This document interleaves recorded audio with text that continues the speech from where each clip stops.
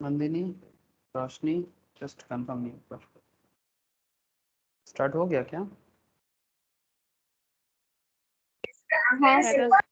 Okay, ठीक है चलो sir. Good morning to all of you again. अच्छा देखो सर, इकोनॉमिक लॉ का क्लास है, तो आज इकोनॉमिक लॉ में कंटिन्यूएशन चलेगा। आई होप कि आप लोगों को याद है कि हम लोग प्रीवियस लेक्चर्स में फॉरेन एक्सचेंज मैनेजमेंट एक्ट पढ़ रहे थे। हाँ sir, foreign exchange management act. So ये फॉरेन एक्सचेंज मैनेजमेंट एक्ट क्या है और किस तरह से इसका एक्चुअल यूटिलाइजेशन है, government of India FEMA act को इतना इम्पोर्टेंस क्यों दे रहा है, लाइक 1999 में फेमा एक्ट क्यों आया। ठीक है, उससे पहले फेरा हुआ करता था। फेरा मतलब फॉरेन एक्सचेंज रेगुलेशन एक्ट। ठीक है, तो फेरा में फेमा में क्या डिफरेंस है, ये सब चीज़ ओवरव्यू में मैं आपको बताया था, है ना। ओवरव्यू के अंदर मैं आपको सारा का सारा कॉन्सेप्ट को क्लियर करने का कोशिश किया था कि ये फॉरेन एक्सचेंज मैनेजमेंट का एक A to Z ओवरव्यू। ठीक है, लेकिन आज मैं आपको फेमा के अंदर थोड़ा डिटेल्स में जाना है सर, मतलब अब इसका डिटेलाइजेशन करना है मतलब काइंड ऑफ दैट कि अभी हमें इसका सेक्शन वाइज क्रिटिकल एनालिसिस करना है। ठीक है, फेमा का कुछ क्वेश्चंस करना है, एग्जाम्पल देखना है। ठीक है, कि कैसे कैसे सवाल हो सकता है वो भी देखना है। ठीक है, तो आपको सेक्शन वाइज फेमा एक्ट को धीरे धीरे समझना होगा। तो फेमा के ऊपर बेस करके आप लोगों को CS एग्जीक्यूटिव लेवल में तीन तीन चैप्टर में इसको डिवाइड किया है। CA फाइनल लेवल में सिर्फ फेमा एक्ट बोल के ही दिया है, कोई बात नहीं, लेकिन अल्टीमेटली आपको फेमा को समझना पड़ेगा। CMA के अंदर भी फेमा एक्ट फाइनल लेवल में बहुत वाइटल होता है। सो चाहे CA CMA कहीं पर भी देखो, पढ़ना तो सभी को है सर। आजकल एक न्यू अकाउंटिंग एजुकेशन बिल्डअप हो रहा है सर। गवर्नमेंट ऑफ इंडिया एक न्यू इंस्टीट्यूट बिल्डअप करना चाहता है। करंट CA CMA में कोई प्रभाव नहीं पड़ेगा, लेकिन एक another branch of accounting institutions जो भारत में CA जैसा, CS जैसा या CMA जैसा परफॉर्म कर पाएगा, ऐसा एक इंस्टीट्यूशन लाइक IIT IIM या फिर ऐसे इंस्टीट्यूट के साथ सेम पैरामीटर में इंडियन इंस्टीट्यूट ऑफ अकाउंटिंग के हिसाब से बनाया जाएगा। तो बहुत ही एक बहुत ही एक बड़ा स्टेप्स गवर्नमेंट ने लिया। तो चलो अच्छा है, हम लोग के प्रोफेशंस में और चार चांद लगने वाला है। ठीक है सर, और ये सब नॉलेज आप लोगों को और बेहतर वे में डिटेल्स में समझना है। कंपटीशन बढ़ जाएगा, कंपटीशन बढ़ जाएगा सर। ठीक है, अच्छा चलो मैं स्क्रीन शेयर करता हूँ और मैं आपको डिटेल्स में एक एक करके बात को आगे बढ़ाता हूँ। स्क्रीन शेयर है क्या? Please tell me. Screen share আছে রে? Yes sir. ओके सर, तो देखो सर यहाँ पर फॉरेन एक्सचेंज मैनेजमेंट एक्ट 1999, फिर 2000 से एक्चुअली ये एप्लीकेबल हुआ है, इसलिए फॉरेन एक्सचेंज मैनेजमेंट एक्ट 2000 भी लिखा रहता है, बट ये एक्ट आया है 1999 में। लास्ट वीक मैं आप लोगों को इसका पूरा इतिहास भूगोल समझा रहा था कि इस एक्ट के लाने के पीछे का क्या रीज़न था। ठीक है, क्या कॉम्प्लेक्सिटीज इस फील्ड में चालू हुआ था कि फेमा एक्ट को इतना इम्पोर्टेंस देना पड़ा। ठीक है, इतना इम्पोर्टेंट हुआ है फेमा एक्ट, ये सब चीज़ मैं आपको लास्ट वीक बताया था। ठीक है, तो FEMA is an act of parliament in India to consolidate and amend the law relating to foreign exchange with the objective of facilitating external trade and payment for promoting the orderly development of maintenance of foreign exchange market in India। And जब मैं आपको ये वाला word बोला था foreign exchange market in India, इसको बोलने के टाइम पे मैं आपको फॉरेन एक्सचेंज के बारे में भी बात किया था, है ना sir. What is foreign exchange market, foreign exchange market क्या है, इसके बारे में भी मैंने आपके साथ क्लास में डिस्कशन किया कि फॉरेन एक्सचेंज मार्केट में क्या आता है, किस तरह का डिस्कशन होता है, ये सब चीज़ मैंने आपके साथ प्रीवियस लेक्चर्स में डिस्कस किया। तो आप लोग ज़रूर एक बार प्रीवियस लेक्चर याद करना चाहिए, है ना। अगर नहीं देखे तो एक बार ज़रूर फिर से देखें, क्योंकि बहुत सारा इधर उधर मतलब डिफरेंट काइंड ऑफ पैरामीटर में, करेंसी, कॉमोडिटी, बहुत सारे चीज़ों में जो एक्सपोर्ट इम्पोर्ट, ठीक है, इंडियन इकोनॉमी के बेसिस में बहुत सारा डिस्कशन फॉरेन एक्सचेंज मार्केट में हुआ था सर। ठीक है, मैं आज और ओवरव्यू में बात नहीं करूँगा, क्योंकि आज टारगेट है सेक्शन वाइज आपको ईच एंड एवरीथिंग बताना। तो जैसे अगर मैं आपको एग्जीक्यूटिव के सिलेबस में लेके आऊँ, तो आप अगर यहाँ पर देखोगे, आप देख सकते हैं यहाँ पर रिजर्व बैंक बाद में आते हैं। Foreign exchange management act 1999 intro जो मैंने करा दिया आपको। ओवरव्यू के अंदर अगर देखो तो सेकंड चैप्टर जो है वो भी फॉरेन एक्सचेंज के ऊपर ही है। क्या बताता है? Foreign exchange transactions and compliances, ठीक है। इसी के लिए आपको फेमा रेगुलेशंस को डिटेल्स में देखना है। Current and capital account transactions क्या है, ठीक है। मतलब फॉरेन एक्सचेंज मैनेजमेंट के अंदर current and capital account transactions कैसे काम करते हैं। इससे पहले तो आपको समझना होगा current account and capital account है क्या। सर क्या ये अकाउंटेंसी वाला करंट अकाउंट कैपिटल अकाउंट है? यस, अकाउंटेंसी वाला करंट अकाउंट कैपिटल अकाउंट है, पर ये थोड़ा सा अलग है। अलग क्यों? बिकॉज इसमें किसी बिजनेस का या किसी पार्टनरशिप फार्म का करंट अकाउंट या कैपिटल अकाउंट इसमें बात नहीं होता। इसमें कंट्री का बात है सर। इंडिया का, not just India, any country in the world जिसका हिसाब किताब, balance of payment, balance of trade, विशेष के ज्यादातर केस में बैलेंस ऑफ पेमेंट, ठीक है। मतलब सरकार का कितना एसेट्स है, कितना लायबिलिटी है, सरकार का कितना पेमेंट है, मार्केट में ड्यूज है कितना, आने रिसिप्ट है, ठीक है। तो ये सब डेटा ये करंट अकाउंट और कैपिटल अकाउंट में मेंटेन होता है। आप लोग ये टॉपिक आई थिंक क्लास 12 में पढ़े होंगे, याद है क्या? हाँ सर, क्लास 12 इकोनॉमिक्स के अंदर as well as CS entrance level में भी, सीए फाउंडेशन में इसका उतना ज़्यादा डिटेल्स है नहीं, बट सीएस एंट्रेंस में आजकल दिया है। और बाकी क्लास 12 में इकोनॉमिक्स के अंदर ये टॉपिक पढ़ाया जाता था। याद है क्या किसी को भी? करंट अकाउंट, कैपिटल अकाउंट बहुत इंपॉर्टेंट बात है यहाँ पर। प्लीज टेल मी।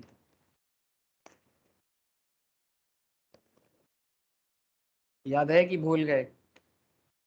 बोलो फिर। सर মনে আছে? ओके सर, ठीक है। अगर ये এর উপরেই তো হয় ক্যাপিটাল অ্যাকাউন্ট। हाँ बोल। স্যার অ্যাসেট ভ্যালুয়েশন একটাই তো ক্যাপিটাল অ্যাকাউন্টে হয়। Yes, asset and liability valuation करना ही कैपिटल अकाउंट का मेन हिस्सा है, बट वो कंट्री वाइज, ठीक है, मतलब देश का, ठीक है। कोई कंपनी या पार्टनरशिप फार्म जैसा नहीं है। करंट अकाउंट भी जैसे आप लोग पार्टनरशिप फार्म में जैसे करंट अकाउंट मेंटेन करते हो, वैसा ही कॉन्सेप्ट में ये कॉन्सेप्ट भी उसी हिसाब से मेंटेन किया जाता है, बट पर्पस यहाँ पर कंट्री का है, ठीक है। देश के बारे में कॉन्सेप्ट को देखना होगा, ठीक है। चलो एक एक करके बात को आगे बढ़ाते हैं। अच्छा, फिर मैं आपको ये वाला एक्ट के बारे में ही बोला था। अच्छा, ये इसके अंदर foreign exchange transactions and compliance पे बहुत सारा बात करना है, जो आज का मेन एरिया ऑफ डिस्कशंस रहेगा। अभी दो क्लास तो और लगेगा सर, बड़ा है। करंट एंड मतलब क्वेश्चन आंसर भी डिस्कस करना है, केस लॉ भी डिस्कस करना है। तो current capital account transactions, acquisition transfer of immovable property in India abroad, ठीक है। Realisations and repatriations of foreign exchange, मतलब फॉरेन कंट्री से इनकम करके जब हम लोग अपनी कंट्री में लाते हैं तो उसके ऊपर क्या कॉन्सेप्ट है। आप एक्सपोर्ट करके इंडिया को अगर प्रॉफिट देते हो तो उसमें क्या कॉन्सेप्ट है। Brief information of FEMA regulations, तो पूरा का पूरा फेमा एक्ट को डिटेल्स में समझना। अच्छा, फॉरेन कंट्रीब्यूशंस रेगुलेशंस एक्ट 2010, इसके ऊपर भी मैंने बात किया था कि फॉरेन कंट्रीब्यूशंस क्या है। इसका चर्चा भी मैंने आपके साथ प्रीवियस लेक्चर्स में एक बार करके रखा, ठीक है। ये देखो, रेगुलेशंस का ओवरव्यू तो दिया था, पर उसके बाद मैं आपको फॉरेन कंट्रीब्यूशंस के बारे में भी डिस्कशंस किया था। तो फिर से कर लूँगा एक बार, उसमें कोई प्रॉब्लम नहीं है। लेकिन फॉरेन कंट्रीब्यूशंस क्या है, किस तरह से ये काम करते हैं, इसका भी एक आइडिया मैं आपको दिया था, ठीक है सर। चलो, तो ये तो आप लोगों को एक आइडिया लग गया कि ये फॉरेन एक्सचेंज के अंदर आपको क्या क्या सीखना है, क्या क्या जानना है, ठीक है। फॉरेन एक्सचेंज में चलो मैं आपको थोड़ा डिटेल्स बातचीत आपसे चालू करता हूँ। बहुत सारा सेक्शंस, डेफिनेशंस, जैसे हर लॉ में होता है, यहाँ पर भी है ना। जैसे इससे पहले आप लोग कंपटीशन एक्ट पढ़ रहे थे, वहाँ पर भी मैंने आप लोगों को कंपटीशन एक्ट के अंदर भी डिटेल्स में हर चीज़ का सेक्शन वाइज डिस्कशंस किया। उसी तरह से फॉरेन एक्सचेंज मैनेजमेंट एक्ट को भी मैं आपके साथ डिटेल्स में डिस्कशंस करूंगा सेक्शन वाइज, ठीक है। तो फॉरेन एक्सचेंज मैनेजमेंट एक्ट 1999 में आया, ये सब आप लोगों को पता है। अच्छा, क्या क्या जानना है इसके अंदर, एक बार आपको फटाफट बता दूं। ओवरऑल जो डिस्कशन एरिया है, जैसे ही आपको फेमा जानना है तो उसमें आपको क्या जानना है, कुछ इंपॉर्टेंट डेफिनेशंस जानना है, बहुत इंपॉर्टेंट एग्जाम पर्पस में भी। की definition, concept of residential status of a person. Sir income tax वाला residential status, sir income tax वाला हल्का हल्का आइडिया आएगा, मतलब इनकम टैक्स का जरूरी है, बट यहाँ पर इनकम टैक्स का रेसिडेंशियल स्टेटस की तरह ही फेमा एक्ट का भी रेसिडेंशियल स्टेटस का एक अलग कॉन्सेप्ट है, ठीक है, थोड़ा बहुत डिफरेंस के साथ आपको जानने को मिलेगा, तो ये जानना जरूरी है सर, मैं बताऊंगा। फिर मैं आपके साथ बात करूंगा regulations and management of foreign exchange, covering the dealing in and holding of foreign exchange, मतलब आप फॉरेन एक्सचेंज होल्ड करोगे, ठीक है, फॉरेन एक्सचेंज का डील करोगे, बाहर से कोई फॉरेन एक्सचेंज में अगर आपके अकाउंट में कुछ पैसा क्रेडिट होता है तो ये सब केस में क्या सिचुएशंस क्रिएट होता है, क्या रूल्स है, क्या गवर्नमेंट बताते हैं। Current account, capital account transactions, very very important. Export of goods and services, realizations and repatriation of foreign exchange and exemptions from it and related rules and regulations thereof. The role of authorized person, RBI powers to issue directions and inspection of authorized person, contravention of penalties covering the enforcement of orders of adjudicating authority, मतलब basically adjudicating authority मतलब जो जिसको power है इस matter में काम करने का, अगर आप सही तरह से नहीं करते हो तो फिर अगर रूल तोड़ते हो तो क्या आपके ऊपर कार्रवाई होगा, क्या सजा होगा। Power to recover arrears of penalty and power to compounding contraventions, अगर आपका गलती फेमा एक्ट के तहत बढ़ता जाता है तो आपको क्या सजा मिलेगा, इसके ऊपर भी मैंने एक आइडिया आप लोगों को दिया था कि पेनल्टी लगता है सर, इसका भी एक आपको मैं पहले क्लास में ही कुछ आइडिया मैं आपको ऑलरेडी बता के रखा था, यहाँ पर था आई थिंक।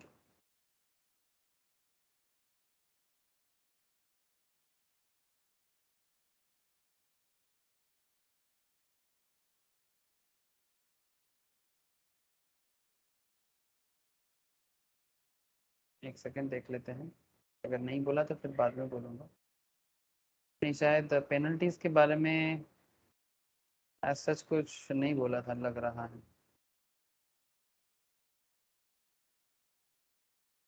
ठीक है सर, पेनल्टी का डिस्कशन करना है, पेनल्टी के बारे में एज सच डिस्कशन नहीं हुआ था। ओके, नो इशू, डिस्कस करना पड़ेगा सर, ठीक है, डिस्कस करना पड़ेगा। समझ में आ रहा है ना सर आप लोगों को क्या बातचीत हो रहा है। अच्छा, इसके अलावा adjudicating an appeal covering the appointment of adjudicating authority, appeal to special directors, appeal to appellate tribunal, appeal to high court, जैसे हर लॉ में है, ईच एंड एवरी लॉ में। आप जब कंपटीशन लॉ भी पढ़े थे वहां पर भी आप लोगों ने देखा था कि किस तरह से आप एसएटी को अपील कर सकते हो, है ना। उसी तरह से directorate of enforcement covering power of search and seizure, special provision relating to asset held outside India, अगर इंडिया के बाहर आपका कोई एसेट्स है तो उसके बारे में क्या कॉन्सेप्ट है, contravention of section 4 and miscellaneous provisions covering the power of central government to give directions, power of RBI, power to make rules regulations, ठीक है।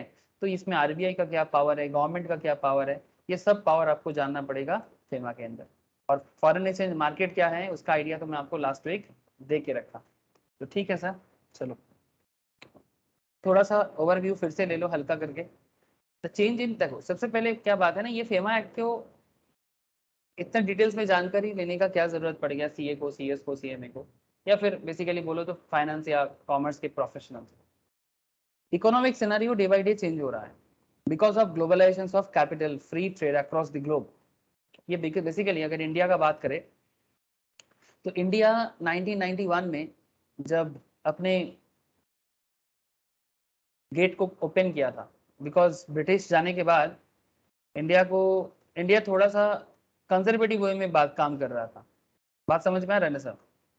ब्रिटिश जाने के बाद जब ब्रिटिश इंडिया छोड़ के गया, इंडिया थोड़ा कंजर्वेटिव वे में काम कर रहा था। कंजर्वेटिव अप्रोच मतलब हार्डकोर सोशलिज्म, हाँ, मतलब गवर्नमेंट हर चीज में कंट्रोलिंग रख के काम कर रहा था। जैसे उस दिन स्ट्राइक भी हुआ, कुछ 2 दिन पहले, 2 दिन लगातार स्ट्राइक हुआ सर, स्ट्राइक का असर भी दिखा। स्ट्राइक में जो पॉलिटिकल पार्टीज ने स्ट्राइक रखा था अगेंस्ट सेंट्रल गवर्नमेंट, इन लोग रास्ते में मैं देख रहा था इन स्लोगन था कि प्राइवेटाइजेशन के अगेंस्ट में, ठीक है, सभी कंपनी को बेच दे रहा है सेंट्रल गवर्नमेंट, सब गुड इशू, ठीक है। आप लोग समझ रहे हो ना, ये जो भी बातचीत चल रहा है, जैसे कि 2 दिन पहले जो स्ट्राइक हुआ था ये तो पता है आप लोगों को। अरे 28-29 ये 2 दिन बंद था ना हमारे इंडिया में, ऑल इंडिया स्ट्राइक था। लेफ्टिस्ट एंड कांग्रेस वगैरह सबको मिलके सेंट्रल गवर्नमेंट के कुछ रूल्स रेगुलेशंस के अगेंस्ट में एक स्ट्राइक का डिमांड किया था। नाउ एक सिंपल सा बात करता हूँ मैं आपको कि अगर इसके साथ 1991 का क्या कॉन्सेप्ट है, point to be noted sir, और इसमें फॉरेन एक्सचेंज मैनेजमेंट एक्ट को आपको समझने में हेल्प होगा। अब ये स्ट्राइक के साथ इसका क्या कनेक्शन मैं आपको भी बता देता हूँ। 1991 में जब ग्लोबलाइजेशन को वेलकम किया गया, तो आप एक तरफ ग्लोबलाइज्ड हो गए, तो फिर इकोनॉमी ओपन होगा, इकोनॉमी ओपन होगा तो फॉरेन पैसा मार्केट में आएगा, प्राइवेट इकोनॉमी स्ट्रांग बनेगा। मतलब प्राइवेट प्राइवेट मतलब प्राइवेट कंपनी बिजनेस करेगा तो प्राइवेट कंपनी पे लोग पैसा लगाएगा। क्यों?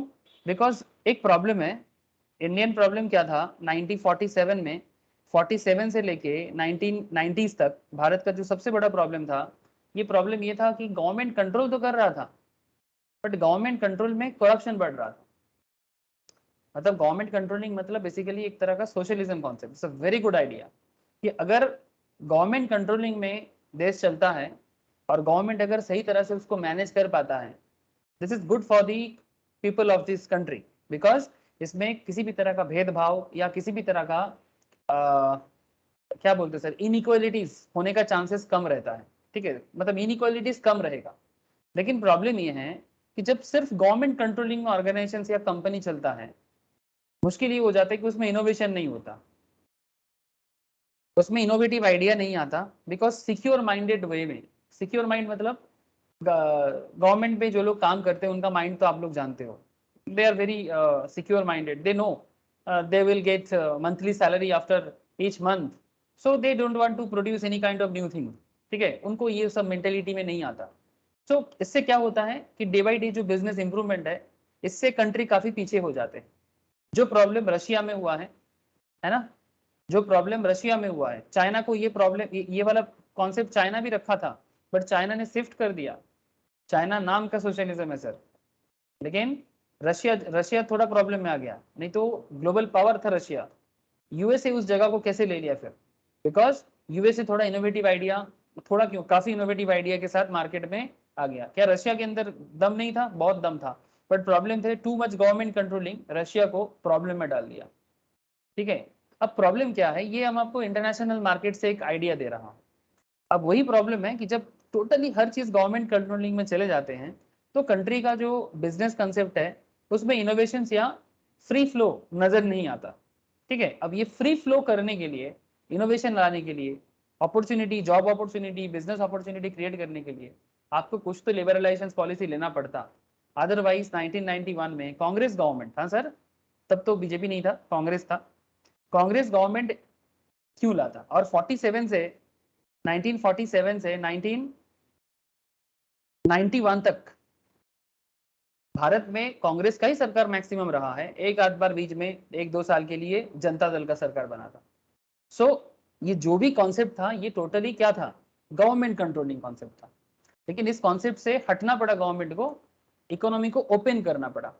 आप लोगों का जो इसके बाद एक लॉ आता है, ये लॉ पढ़ाने के बाद मैं आपको एक दूसरा लॉ पढ़ाऊंगा जिसको फॉरेन डायरेक्ट इन्वेस्टमेंट के नाम से बोला जाता है sir, FDI policy and regulations. ठीक है, तो इसके बाद फॉरेन एक्सचेंज मैनेजमेंट के बाद मैं आपको वो लॉ बताऊंगा। तो एफडीआई का क्या कॉन्सेप्ट है? एफडीआई तो इसीलिए आया ना, फॉरेन डायरेक्ट इन्वेस्टमेंट क्यों आ रहा है इंडिया में?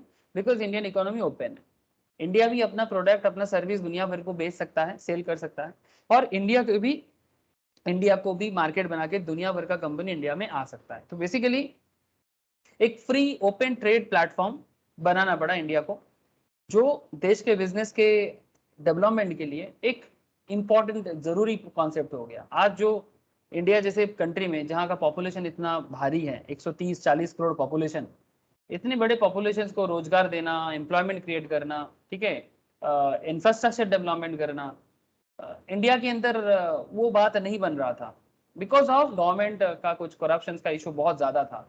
इसी तरह का प्रॉब्लम को देखते हुए गवर्नमेंट धीरे धीरे हर चीज को प्राइवेटाइज करने का कोशिश करता है। क्यों? बिकॉज कोई उपाय नहीं है। अगर गवर्नमेंट कंट्रोलिंग में इतना कुछ होता तो फिर लास्ट 50 साल में हो जाता, 60 साल में हो जाता, लेकिन नहीं हुआ ना।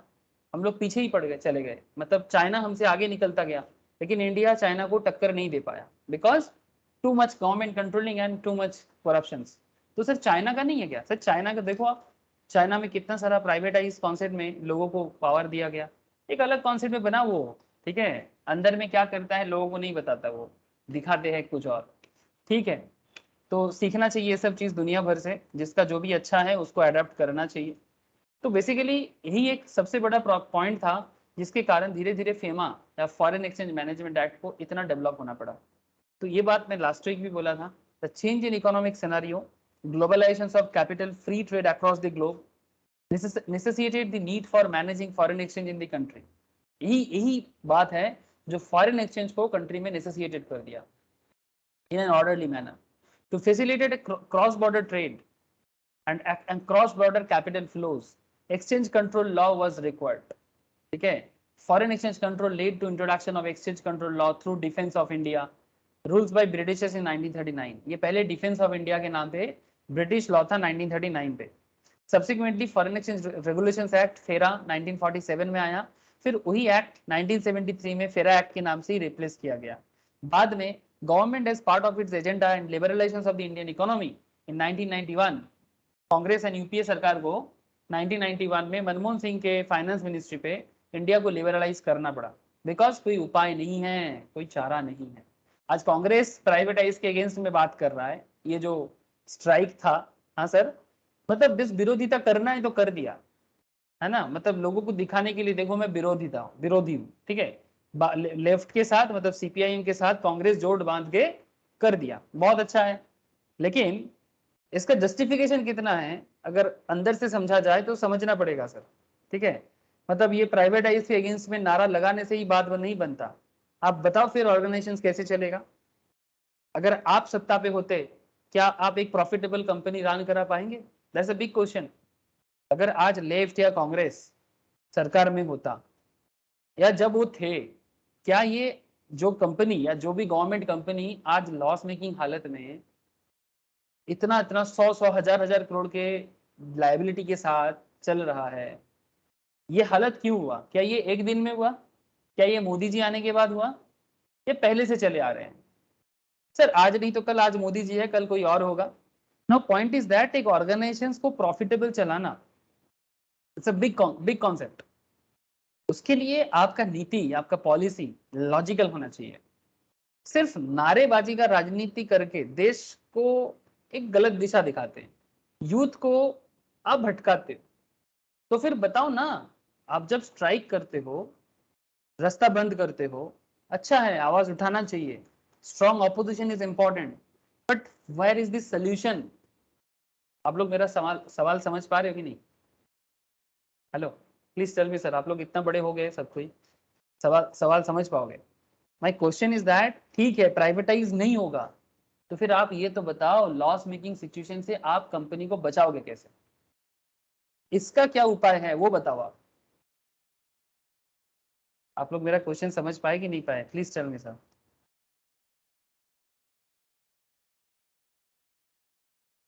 हेलो, चौथा, Roshni, Jyoti, Nandini, please tell me, समझ में बात आ रहा है? क्वेश्चन समझ में आया ना? क्या फिर बताओ ना, ओपोनेंट को ये सबसे बड़ा चैलेंज है ना कि गवर्नमेंट क्यों प्राइवेटाइज कर दे रहा है। ये मेरा भी सवाल है, क्यों करेगा प्राइवेटाइज? लोगों का सिक्योरिटी चला जा रहा है। एक गवर्नमेंट जॉब में जो सिक्योरिटी मिलता है वो प्राइवेट में नहीं है। आज आपका जॉब रहेगा, कल आपका जॉब ना भी रह सकता है, यस, बिकॉज वो परफॉर्मेंस बेस्ड है, या फिर कल कंपनी भी मार्केट से गायब हो सकता है ना। पॉइंट इज दैट, तो फिर सरकारी कंपनी लॉस मेकिंग हालत में हमारे टैक्स के सब्सिडी से कितना दिन चलेगा? कितना टॉप अप मनी भरोगे सब्सिडी के तौर पे? 2018 में 2 लाख करोड़ बैंक को बचाने के लिए खर्चा करना पड़ा, 2 लाख करोड़ सिर्फ बैंक को बचाने के लिए। वो पैसा कहां से आया? हमारा आपका टैक्स का पैसा है। टैक्स का पैसा क्या बैंक को बचाने के लिए दिए थे? आप खबर रखा करो। 2 लाख करोड़ से इंफ्रास्ट्रक्चर बनाते, हमारे लिए और अच्छा हॉस्पिटल बनाते, हमारे लिए बॉर्डर को और सिक्योर करते, हमारे लिए रास्ता बनाते और अच्छा मेट्रो प्रोजेक्ट करते, बुलेट ट्रेन बनाते। 2 लाख करोड़ से क्या क्या नहीं हो सकता, लेकिन 2 लाख करोड़ से बैंक को बचाना पड़ा, सरकारी बैंक को, PSU. Big thread sir. There is a big question कि फिर गवर्नमेंट कैसे फंक्शन करेगा? ये हमारे देश में जो करप्शन का भी इशू है, बिजनेस लेवल में, सरकारी लेवल में जो बिजनेस का सिचुएशन है, it's a big concept, big problem sir. मेरे को भी ये जानना है कि, मेरा भी सवाल है, तो फिर गवर्नमेंट क्यों नहीं एक प्रॉफिटेबल ऑर्गेनाइजेशन प्रॉपर्ली चला के दिखा पाते हैं? वो क्यों आगे जाके बंद हो जाते हैं? बीएसएनएल क्यों नहीं ठीक ठाक से रन करा पाए? कुछ तो प्रॉब्लम है। एक सिंपल एग्जांपल आपको दिया, मैं बहुत ज्यादा डिटेल्स में नहीं किया, बस बीएसएनएल पे बात किया, आप लोगों ने देखा। सो ये सब चीजें का जवाब भी चाहिए, सिर्फ स्ट्राइक करने से नहीं होगा, सोल्यूशन भी दो, और सोल्यूशंस पे काम करके भी दिखाओ जब आपको मौका मिले। मौका तो सबसे ज्यादा मिला था कांग्रेस को, सबसे ज्यादा, नहीं दिखा पाए। उल्टा जो भी ऑर्गेनाइजेशंस बनाए आज उसी को बचाने के चक्कर में मुश्किल बढ़ रहा है। Now there is a big question. So ये सब पॉइंट सामने आता है सर, सोचा कीजिएगा, must think sir. So permitted free movement of foreign exchange in connection trade related receipts and payment as well as foreign investment in various sectors. ठीक है, foreign investment in various sectors. This increased the flow of foreign exchange to India and consequently foreign exchange reserve increased substantially. क्योंकि बाहर का पैसा आ रहा है ना, India भी बाहर में एक्सपोर्ट कर रहा है, तो फॉरेन मनी कैसे भी कैसे इंडिया में फ्लो हो रहा है, डॉलर का इनकम बढ़ रहा है। इंडिया अभी वर्ल्ड में 5th largest foreign exchange reservoir है भारत के पास, मतलब फॉरेन एक्सचेंज इनकम में इंडिया अभी वर्ल्ड का 5th में है, रशिया से भी आगे निकल गया। अच्छा बात है, दुनिया भर में हम भी अपना कंपटीशन पे दम दिखा पा रहे हैं। The act has been made effective from 1st June 2000. This act enables management of foreign exchange reserve for the country. तो इंडिया में जो फॉरेन एक्सचेंज रिजर्व बनते हैं उसको मैनेज करने में ये एक्ट बहुत हेल्प करते हैं। ठीक है सर, तो दीज आर द थिंग्स जो आपको थोड़ा सा समझना पड़ेगा। এই তথা বুঝতে পারছিস? তার আওয়াজ আসছে না। হ্যাঁ স্যার। सर मैं पॉलिटिकल मुद्दा इसलिए उठाता हूँ बिकॉज अल्टीमेटली पॉलिटिक्स ही तो पॉलिसी बनाते हैं। आप लोग सोचेंगे सर रोज पॉलिटिक्स कहाँ से लाते हो, सर मैं कहाँ लाता हूँ, ये जो भी স্যার আমি অন্য কোনো কথা তো মানে অন্য কারোর কথা তো আমি বলতে পারবো না, তবে আমি আপনি জানেন হয়তো যে আমাদের এখানে দুটো মানে স্ট্যান্ডিং কমিটি থাকে, যেটা একটাকে পার্লামেন্ট বলা হয়, একটা মানে লোয়ার হাউস, একটা আপার হাউস। তো Yes. সেখানে যখন একটা ক্ষমতায় যখন কেউ থাকে, আমি কোনো দলের নাম করছি না, যেই থাকুক তার একটা মানে দায়িত্ব থাকে যে সবার সামনে সেটা তুলে ধরা।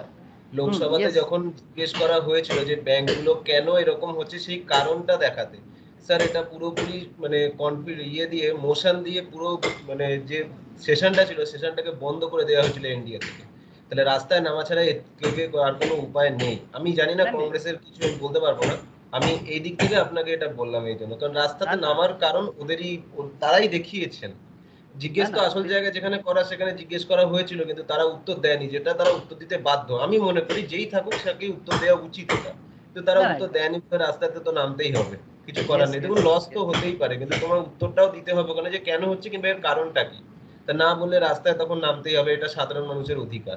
না না তুই ঠিক বলছিস, আমি তোকে কখন বলি, আমি জাস্ট বলছি, ঠিক আছে, আমি তো জাস্ট কনসেপ্টটা বলছি কি আমাদের দেশের রাজনীতির কনসেপ্টটা বলছি আমি, ঠিক আছে। I am not against any political party, খুব দরকার opposition, strong opposition is very important, but আমার ওটাই বক্তব্য ছিল কি না স্যার, প্রবলেম এটা হয় আমি জানি, মানে সাধারণ মানুষের সবসময়তে এটা সমস্যা হয়, একটা দিন কিংবা দুটো দিন একটা জায়গা অচল হয়ে গেলে অনেক কিছু সমস্যা হয়, কিন্তু এই জবাবটা নেওয়ার জন্য মাঝে মাঝে এই অচলটা করতে হয়, না হলে জবাব পাওয়া যাবে না। আর যারা আছে তার যে কেউ থাকুক তার দায়িত্ব তো এটাই, জবাব দিতেই হবে সাধারণ মানুষের জন্য নির্বাচিত যখন প্রতিনিধি তুমি, তখন তোমার জবাব দেওয়াটা তোমার কাজ, তা বলে আমি यस এটা यस यस 100%, 100%। आज बीजेपी मेजोरिटी है इसलिए कुछ भी करेगा, ये भी तो बात नहीं होना चाहिए ना, कि मैं मेजर हूँ, मैं जवाब देने के लिए रेडी नहीं हूँ, that is not the cause. Yes that is also true, that is also true. But opposition's को भी मेरा एक ही हिसाब है, मैं आज का बात नहीं कर रहा हूँ, मैं बस एक सिंपल एग्जाम्पल की तरह बात कर रहा हूँ कि नॉट जस्ट टुडे, मतलब from the last few years, मतलब जितना भी पुराने टाइम पे जाएंगे, मतलब हमारे देश में ऐसे पॉलिटिक्स होते हैं ना जिसमें कंट्री का अच्छा बुरा भला के बारे में कोई नहीं बात करता, ठीक है, कि किसमें अच्छा ही है बुरा मतलब भलाई है, ये नहीं है। सब मतलब इम्पोर्टेंट ये है कि भाई मैं अपोजिशन हूँ तो मैं अपोज करूंगा, ठीक है। आज बीजेपी है लीडिंग में, कांग्रेस लेफ्टिस्ट ये सब ऑपोजिशन में है, अच्छा है, ठीक है, लेकिन जब बीजेपी अगेंस्ट में था वो भी यही प्रॉब्लम करता था, वो भी नाराबाजी का राजनीति करता है, ठीक है। Know that is the point ना, मैं वही बात कर रहा हूँ कि अब ऑपोजिशन रहने से बस अपोज करोगे, सोल्यूशन तो बताओ, सॉल्यूशंस नहीं होता, बस झगड़ा रहता है, यही प्रॉब्लम। স্যার প্রাইভেটের হাতে যত কিছুই থাকুক, ইনোভেশন থেকে শুরু করে যা কিছু, কিন্তু গভর্নমেন্ট আমার মনে হয় সব থেকে সুপ্রিম অথরিটি থাকে। গভর্নমেন্ট চাইলে সবকিছু করতে পারে। তো সেইখানে একটা লুফল গভর্নমেন্টের মধ্যে থাকছে, যার জন্য সবকিছু ডাউন হয়ে যাচ্ছে। সেই গভর্নমেন্টের প্রজেক্ট বলুন কি যেগুলো আপনার প্রাইভেটের সঙ্গে গভর্নমেন্টের জয়েন্ট ভেঞ্চার রয়েছে, তো গভর্নমেন্টের লুফলটাকে গভর্নমেন্টকেই ঠিক করতে হবে, যেই থাকুক ক্ষমতাতে তাকেই ঠিক করতে হবে বলে আমি মনে করি। কারণ প্রাইভেটের হাতে সেই ক্ষমতা থাকে না যেটা গভর্নমেন্টের হাতে থাকে। তারা নিজেদের মানে দরকার মতো, প্রয়োজন মতো দেশের স্বার্থে তারা রুলসটা চেঞ্জ করতে পারে, যেটা প্রাইভেট পারে না। প্রাইভেটকে মানিয়ে নিতে হয় নিজেদের মতো করে, প্রফিট বাড়িয়ে দিয়ে তখন এদিক ওদিক থেকে সব দিক থেকে মানুষই প্রবলেমে পড়ে যায়, যেটা গভর্নমেন্টের ক্ষেত্রে হওয়ার কথা নয়। কারণ গভর্নমেন্টের হাতে সুপ্রিম অথরিটি রয়েছে। তাহলে গভর্নমেন্টের যেগুলো প্রজেক্টগুলো আছে সেগুলো গভর্নমেন্টকে এই লুফহোলটাকে খুঁজে বার করা উচিত, তাহলেই এই প্রবলেমগুলো আর থাকবে না। বেচে দেওয়াটা কোনো সলিউশন নয়, বেচে দেওয়া মানে তো পুরোটা চলে যাচ্ছে। তাহলে পুরোটা প্রাইভেট হয়ে গেলে তখন মানুষ সব থেকে বেশি মুশকিলে পড়ে যাবে, আর একবার বেচে দিলে সেটাকে আর কিনতে পারবে না গভর্নমেন্ট। नहीं दैट्स ट्रू, আমি তো সেটা এগ্রি করছি ওদের সাথে, বাট ওটাই তো কোশ্চেনটা করছি। তাহলে फ्रॉम 1947 टू 1991 या फिर more than that, government organisations day by day downfall क्यों हुआ फिर? ये तो होना नहीं चाहिए था ना, यही तो क्वेश्चन है। স্যার গভর্নমেন্ট সত্যি কথা বলতে 1947 থেকে এই যে 1991 এই মানে এলপিজির আগে পর্যন্ত গভর্নমেন্ট ইন্টারনাল পলিসিগুলোকে কোনো চেঞ্জই করেনি। যা ছিল ব্রিটিশ মডেলে তাই ছিল। এমনি এখনো আপনি যদি দেখেন রেল এখনো পুরো ব্রিটিশ মডেলে চলে।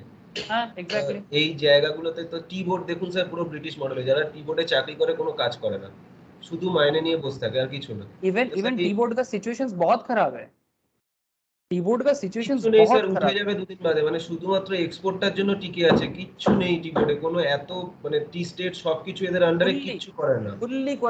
फुल्ली करप्टेड, कुछ नहीं है अंदर, पूरा खोखला है, पूरा खोखला है। टी एस्टेट का हालत आसाम में, दार्जिलिंग का हालत इतना खराब है। हाँ, अभी नेपाल मार्केट ले लिया दार्जिलिंग टी का, दार्जिलिंग का टी एस्टेट इतना खराब हालत में है, मतलब ओपन करने के लिए भी ना 10 बार बिजनेसमैन सोचते हैं कि भाई क्या करूँ इसको। हाँ कोई कुछ और कर रहा, बोल रहा था, आई थिंक ज्योति, ज्योति कुछ बोलने जा रहा था, सर बोला किसी ने। हेलो बोलो सर, कोई कुछ कह रहा था। हाँ तो था बोल, সেটা বলছিলি। স্যার ওই জন্য ইন্টারনাল এগুলো যদি ঠিক না করতে, স্যার আগে থেকে আপনাকে বলছিল যে লোকাল মার্কেটে সাবান অনেক আছে, কিন্তু মানে বাকিরা বিদেশ থেকে কেন ইয়ে করছে, কারণ গভর্নমেন্টরা স্যার এদেরকে প্রমোট করেনি কোনোদিন। গভর্নমেন্ট চিন্তা করে যে বাইরের থেকে মার্কেট ওপেন করবো, বাইরের লোকেরা এসে সব সামলে নেবে, মানে গুছিয়ে দেবে, আমরা শুধু খাবো বসে। গভর্নমেন্ট এই চিন্তাটা করেনি যে আমরা প্রমোট করব আমাদের প্রোডাক্টগুলোকে, তবে এটা আমাদের দেশে আগে ছড়াক লোকাল মার্কেট, তবে ইন্টারন্যাশনাল অটোমেটিক ধরে নেবে। গভর্নমেন্ট তো এক্স্যাক্টলি স্যার ওটাই, করেনি, এই পলিসিগুলো তো গভর্নমেন্ট কখনো করেইনি, পুরোপুরি ওই এটাই ডাইরেক্ট পলিসিতে বসে থেকেছে। তাই জন্য একটা সময় গিয়ে পুরো ওপেন করতে হয়েছে, কারণ এত জনসংখ্যা বেশি আরো বাড়ছে। তার মধ্যে স্যার বাংলাদেশ থেকে যদি দেখেন, এই যে যারা এসছে আমাদের মতো অনেকেই এসছে, এরা তাতে আরো পপুলেশনটা বেড়ে গেছে। সেই সব দিকে সাবসিডি দেওয়া, জায়গা জমি অধিগ্রহণ সবকিছুতে তো স্যার পয়সা গেছে না, কিন্তু এরা প্রমোট করেনি। এত স্যার কুটির শিল্প দেখুন না, এত আমাদের বাঁকুড়া ফাঁকুড়ার দিকে আছে, কোনো মানে এর কোনো প্রমোশন নেই। এটা এই জন্য ইন্টারন্যাশনাল মার্কেটে যায় না। তার ফলে তো স্যার বাইরে থেকে মানে 4 পয়সার জিনিস আসবে, এখানে বিক্রি হবে 40 টাকা দামে। That's true. अरे वही तो प्रॉब्लम है कि मेन मेन सिचुएशन वही है कि गवर्नमेंट को लोकल मैटर को प्रमोट करना चाहिए। जैसे आजकल ये सब बात चल रहा है, मेक इन इंडिया, लोकल को फोकल बना के ग्लोबल करना, बातचीत तो हो रहा है। अब देखो पब्लिक का माइंडसेट अभी खराब हो गया है, लोगों को ना अभी आजकल बिजनेस करने का मानसिकता नहीं है, कल्चर खराब हो गया हमारा। लोगों को सबको सिर्फ जॉब चाहिए, कुछ करना नहीं चाहता है कोई, है ना, मैक्सिमम। हाँ, और काम धंधे पे लोगों को मन नहीं है। पहले से लोन का हालत बहुत अच्छा किया है, इंटरेस्ट रेट भी कम है, लोन लो, काफ़ी सब्सिडाइज लोन भी मिल रहा है, उसमें प्रमोशंस भी हो रहा है, लेकिन लोगों का माइंड सेटअप को चेंज करना इतना आसान नहीं, रियली हार्डकोर ट्रूथ। अब वही प्रॉब्लम है, तो serious issue sir, serious issue. जो भी हो, फॉरेन एक्सचेंज मैनेजमेंट एक्ट এই গভর্নমেন্ট ব্যাংকগুলো ছোট ছোট যেসব এই লোকাল বিজনেস আছে তাদেরকে লোন দিতে চায় না, কিন্তু আপনি দেখুন এসব বড় বড় বিজনেসম্যান যারা আছে, যাদের জন্য আজকে ব্যাংকগুলো এরকম ডাউনফল হচ্ছে, তাদেরকে কত ইজিতে লোন দিয়ে দেয়। তো এর পেছনে স্যার পলিটিক্যাল ম্যাটার আছে, নইলে তো এত ऑब्वियसली টাকার লোন কি করে পায় এরা, যখন এদের অ্যাসেটই নেই মর্টগেজ করার মতো। কিন্তু স্যার এই ছোট ছোট বিজনেস গুলো লোন পায় না, তার ফলে বিজনেস বন্ধ হয়ে যায়, এরা চালাতে পারে না, কারণ এদের এত ক্যাপিটালই নেই যে এরা ইনভেস্ট করবে নিজেদের থেকে। तो क्या मैं बोल सुन, इस मैटर पे एक रिसेंट मेरा एक्सपीरियंस है।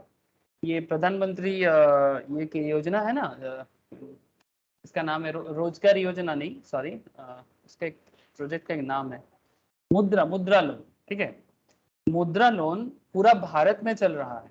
हाँ ऑब्वियसली इतना पॉपुलेशन प्रेशर है कि शायद हर किसी को नहीं मिलेगा। अगर 500 लोग अप्लाई करता है तो हार्डली 10 या 50 को ही मिल पा रहा है। नाउ दिस, अगर 50 या 10 को भी मिलता है ना, बट वेस्ट बंगाल में सेंट्रल गवर्नमेंट का किसी भी प्लान को इवन बैंक के थ्रू से भी प्रमोट नहीं किया जाता। बिकॉज अगर मुद्रा या लोन में वेस्ट बंगाल में सेंट्रल गवर्नमेंट का कोई स्कीम अगर लागू है, पूरा देश में लागू है, बट ऐसा फीलिंग है कि वेस्ट बंगाल इंडिया से बाहर है। मैं सीरियसली वेस्ट बंगाल का रियल बात कर रहा हूँ। मुद्रा लोन में मेरा एक भाई है, दूसरे स्टेट में रहता है, उसको लोन मिला। ठीक है, राजस्थान में लोन मिला, इजी लोन मिला। बट जब भी बात हम लोग बैंक में करने जाते हैं, ये लोग बोलते हैं नहीं नहीं ये पेपर लगेगा, वो पेपर लगेगा, अभी स्कीम बंद है, ऐसा बात करता है। और हम लोग को लगता है कि ये सब स्कीम नहीं चलता। एक्चुअली स्टेट गवर्नमेंट कोऑपरेट नहीं करता है, बिकॉज स्टेट गवर्नमेंट ये नहीं चाहता कि पब्लिक के माइंड में ऐसा हो कि सेंट्रल के कारण मेरा कुछ हुआ।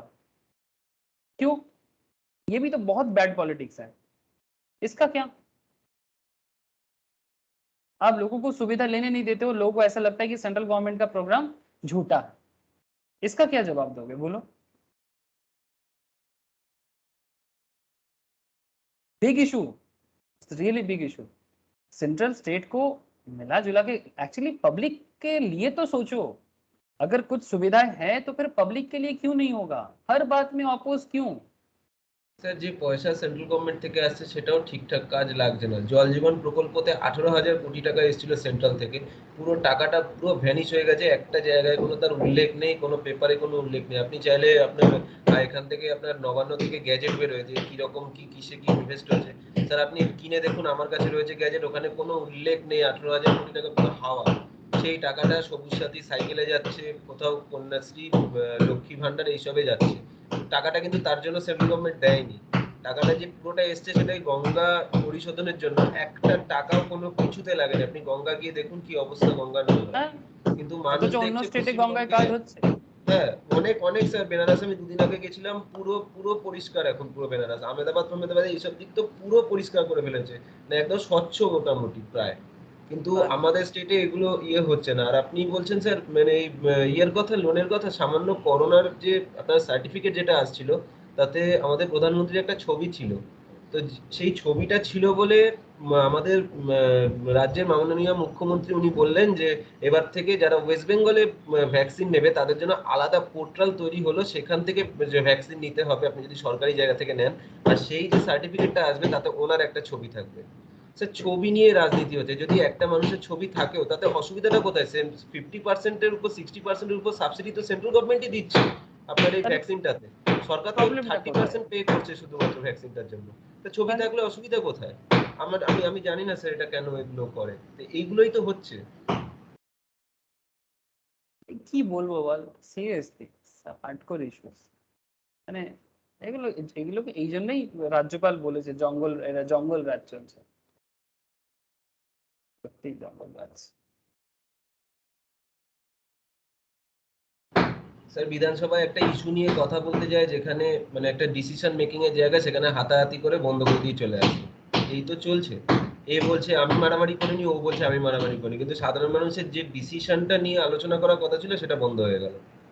তো এইভাবে আপনি 5 বছর ধরে করলে 5 বছরে আপনার অন্যান্য স্টেট এগিয়ে যাবে, 5 বছরে আপনি 15 বছর পিছিয়ে যাবেন, দিয়ে তখন আপনি অন্য কারোর নামে দোষ দেবেন, সেটা তো ঠিক নয়। মানেই হয় না, এটাই এগুলোই তো চিন্তার বিষয় হয়ে যাচ্ছে। দুঃখ এটাতেই লাগে জানিস তো, এটাই দুঃখ লাগে। আর মানুষও বোঝে না কি ঠিক ভুলটারও একটা যে জাজমেন্ট করবে মানুষ, সেটাও মানুষ বুঝতে চায় না। ঠিক আছে চলো স্যার, हम लोग काफी सीरियस हो गए। दादा आगे बढ़ी नाকি? হ্যাঁ স্যার। ये रोशनी ज्योति आप लोग समझ रहे हो सर? नंदिनी बोलो। হ্যাঁ দাদা। হ্যাঁ sir. Okay. So government as part of its agenda of liberalization of the Indian economy in 1991 permitted free movement of foreign exchange in connection to related receipts and payments as well as a foreign investment in various sectors. This increased the flow of foreign exchange to India and consequently foreign exchange reserve increased substantially. The act has been made effective from 1st June 2000. This act enables management of foreign exchange reserve of the country. Now, what is the salient features of this act? ये आपको मैं आगे बताता हूँ. This is regulations and transactions between residents and non-residents. Regulations of transactions between residents and non-residents. मतलब जो India के residents हैं, जो नॉन रेसिडेंट्स हैं, इनके बीच में जो ट्रांजैक्शंस होता है, इसको ऑपरेट करना. Investment in India by non-residents, investment in India by non-resident, and overseas investment by Indian residents. Freely permissible transactions on current account subject to reasonable restrictions that may be imposed.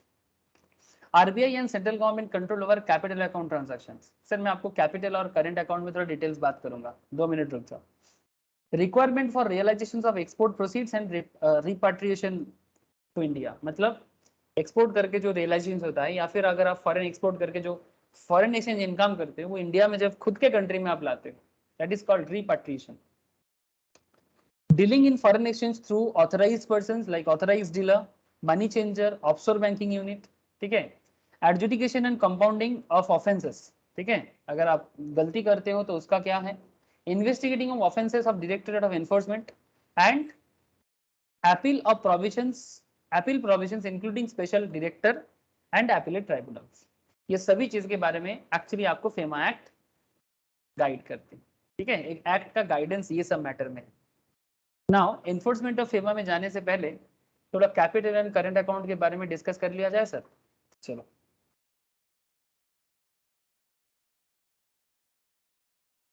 ये आप लोग economics में बचपन में पढ़े होंगे. मैं आपको थोड़ा सा कैपिटल अकाउंट और करंट अकाउंट का एक कॉन्सेप्ट क्लियर कर देता हूँ कि ये कैपिटल अकाउंट और करंट अकाउंट के अंदर क्या खेल चलता है.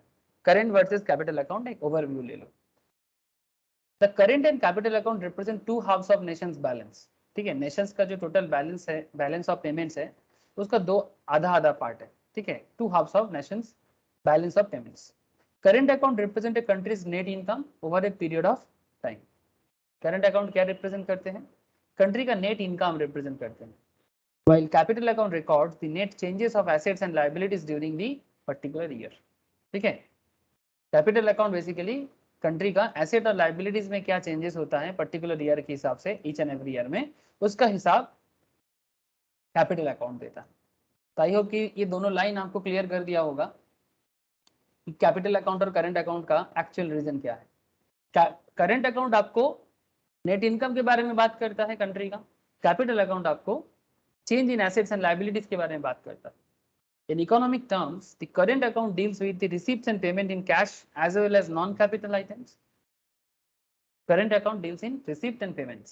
आप कंट्री जो भी रिसीव करते हैं, जो भी पेमेंट करते हैं कैश में, as well as non-capital items. While capital account reflects source of utilizations of capital. मतलब आप अपना कैपिटल अकाउंट में जो पैसा है या जो एसेट्स है उसको कहाँ से, कौन से सोर्स में क्या यूज कर रहे हो. The sum of current account and capital account reflected in the balance of payments. Current account और कैपिटल अकाउंट का जो भी डिटेल्स है वो एक्चुअली रिफ्लेक्ट करते हैं कंट्री के बैलेंस ऑफ पेमेंट में. और balance of payment will always be zero. Balance of payment will always be zero. अगर कुछ सरप्लस होता है और डेफिसिट होता है, ठीक है, surplus or deficit in current account is matched and cancelled out by an equal surplus or deficit in capital account. मतलब एक्चुअली करंट अकाउंट में या तो ज्यादा अमाउंट आएगा या फिर डेफिसिट होगा. भारत नॉर्मली डेफिसिट अकाउंट का कंट्री है. ठीक है, हमारा एक्सपोर्ट कम है, इंपोर्ट ज्यादा है. इस प्रॉब्लम को लड़ने के लिए देश के अंदर बिजनेस और इम्प्रूव होना पड़ेगा. काफी इम्प्रूवमेंट चाहिए. दुनिया भर में मार्केटिंग करना पड़ेगा, प्रमोशन करना पड़ेगा. भारत के प्रोडक्ट, इंडिया के प्रोडक्ट को दुनिया भर में एक नाम देना पड़ेगा. ठीक है, चाइना के साथ कंपटीशन बहुत बड़ा है सर इस मामले में. ठीक है, तब जाके भारत का इकोनॉमी सरप्लस इकोनॉमी बन पाएगा और इंडिया को एटलीस्ट अपने खाने पीने के लिए जो चीजें हैं, ठीक है, फूड के ऊपर फुल्ली अपने मतलब खुद को सपोर्ट देने का पूरा पावर होना चाहिए. किसी भी एंगल से हमें बाहर के कंट्री से जितना हो सकता है कम खाने का चीज ऑर्डर करना पड़े, ये देखना पड़ता है. बहुत सारा काम होता है सर रियलिटी में. जैसे अभी बारिश का टाइम नहीं है, अभी समर सीजन चल रहा है. विंटर से समर का एक लंबा 4-5 मंथ्स का गैप है. है ना। इस 4-5 मंथ्स में भारत में पानी का जो सोर्स है, स्पेशली गांव-गांव में जो कैनल सिस्टम है, वहां पर पानी का पर्याप्त मतलब सफिशिएंट वाटर रिसोर्सेस वहां पर पहुंचा कि नहीं पहुंचा, गंगा के थ्रू से या फिर अलग अलग मेन रिवर के थ्रू से वो सब कैनल बढ़ा कि नहीं बढ़ा, वो बहुत इंपॉर्टेंट है। लेकिन गवर्नमेंट इस मामले में बहुत ही कम, गवर्नमेंट स्पेशली जैसे पंजाब में इसमें बहुत अच्छा काम हुआ था, ठीक है। वेस्ट बंगाल में इसका हालत उतना अच्छा नहीं है, ठीक है। लेकिन ऐसे और भी गवर्नमेंट है, बिहार में भी गवर्नमेंट अच्छा काम नहीं कर पाए, करप्शन बहुत ज्यादा है। तो इस तरह से जहां पर भी करप्शन ज्यादा है गवर्नमेंट नहीं कर पाते, और इसका असर अल्टीमेटली भारत सरकार के करंट अकाउंट में पहुंचते हैं और कंट्री सरप्लस में पहुंच जाते हैं, सॉरी डेफिसिट में पहुंच जाते हैं। तो any surplus or deficit in the current account is matched and cancelled out by equal surplus or deficit in the capital account। मैं आपको और थोड़ा आगे बताता हूँ, आप देखो कि क्या कैंसिल आउट का क्या कॉन्सेप्ट है। तो फिर क्या क्या मतलब आपको करंट और कैपिटल अकाउंट से मेनली समझना पड़ता है, वो आप थोड़ा देखो। Current account and capital account are two components of nation's balance of payments. Current account is the difference between country's savings and investment. Current account क्या हो गया, कंट्री का सेविंग्स और इन्वेस्टमेंट का डिफरेंस को करंट अकाउंट का बोला जाता है। A country's capital account records the net change of assets and liability during a certain period of time। एक कंट्री कितना एसेट्स और कितना लाइबिलिटी बनाया, ठीक है, एसेट ज्यादा है कि लाइबिलिटी ज्यादा है, ये इफेक्ट आपको कैपिटल अकाउंट में देखने को मिलता है। नाउ थोड़ा डिटेल्स में देखो। Current account deals with a country's short term transactions or the difference between its savings and investment. These are also referred to as actual transactions, as they have real impact on income, output and employment levels। कितना sale होगा मतलब production कितना होगा, employment कितना create करेगा, through the movement of goods and service in the economy. These are all basically current account concept. Okay, देश के अंदर कितना प्रोडक्शन बढ़ रहा है, एम्प्लॉयमेंट कितना क्रिएट हो रहा है। The current account consist of visible trade, ठीक है, export and import of goods. Visible trade मतलब export and import of goods. Invisible trade that is export and import of services. Visible मतलब जो दिखता है, दैट इज गुड्स। इनविजिबल मतलब जो दिखता नहीं है बट होता है, सर्विस। ओके, तो फिर करंट अकाउंट क्या हो गया, visible trade and non visible मतलब इनविजिबल ट्रेड का एक मिक्सड अप, जिसमें export of goods and import of goods and export of and import of services. Unilateral transfer and investment income, income from factors such as land or foreign shares, ठीक है, such as land or foreign share से अगर कुछ income होता है। Credit and debit of foreign exchange from this transaction are also recorded in the balance of current account। The resulting balance of current account is approximated as the sum total of balance of trade। ठीक है, मतलब जो भी balance आपको current account में होता है वो अल्टीमेटली रिजल्टिंग बैलेंस, जो भी आपका रिजल्टिंग बैलेंस होता है करंट अकाउंट में, उसको अप्रोक्सीमेटली बैलेंस ऑफ ट्रेड का टोटल के साथ देखा जाता है। ठीक है, कितना देश ने बिजनेस किया, ट्रेड मतलब एक्सपोर्ट इंपोर्ट में कितना बैलेंस का डिफरेंस आया।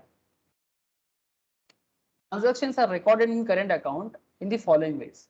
Export are noted as credit, अगर आप एक्सपोर्ट करते हो ना तो उसको क्रेडिट माना जाता है। ठीक है, मतलब देश को क्रेडिट होगा, इनकम होगा इन द बैलेंस ऑफ पेमेंट में। बैलेंस ऑफ पेमेंट में this is a credit for मतलब कंट्री। एक्सपोर्ट होगा तो कंट्री के लिए क्रेडिट है, इंपोर्ट होगा तो कंट्री के लिए डेबिट है। बिकॉज इंपोर्ट में क्या होता है, आपको अल्टीमेटली देना पड़ता है ना सर, ये तो समझ में आ गया होगा। एक्सपोर्ट मतलब क्रेडिट एंड इंपोर्ट मतलब debit. Is this point clear?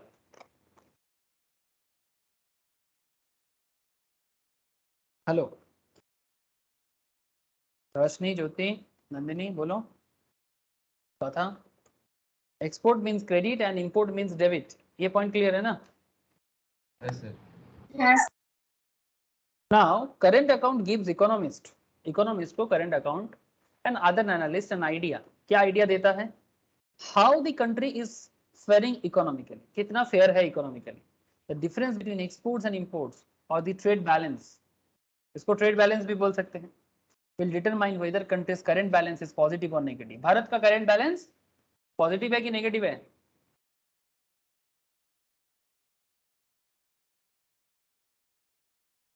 India का करंट बैलेंस नेगेटिव है। Okay sir, when it is positive the current account has a surplus. India का ट्रेड बैलेंस तभी पॉजिटिव होता है जब करंट अकाउंट में सरप्लस होता है, डेफिसिट नहीं, making the countries a net lender to the rest of the world. Surplus होने से आप दुनिया भर को लोन भी दे सकते हो। ये दिन अभी भी भारत को देखने में देरी है। भारत दुनिया भर में देशों को लोन दे पाएगा, ये बहुत अच्छा दिन होगा। जैसे यूएसए देते हैं, ठीक है, रशिया दे सकता है, रशिया का इकोनॉमी काफ़ी स्ट्रांग है, ठीक है। चाइना भी देता है पाकिस्तान, अफ्रीका जैसे नेशंस को, तभी तो रुतबा बनाते हैं।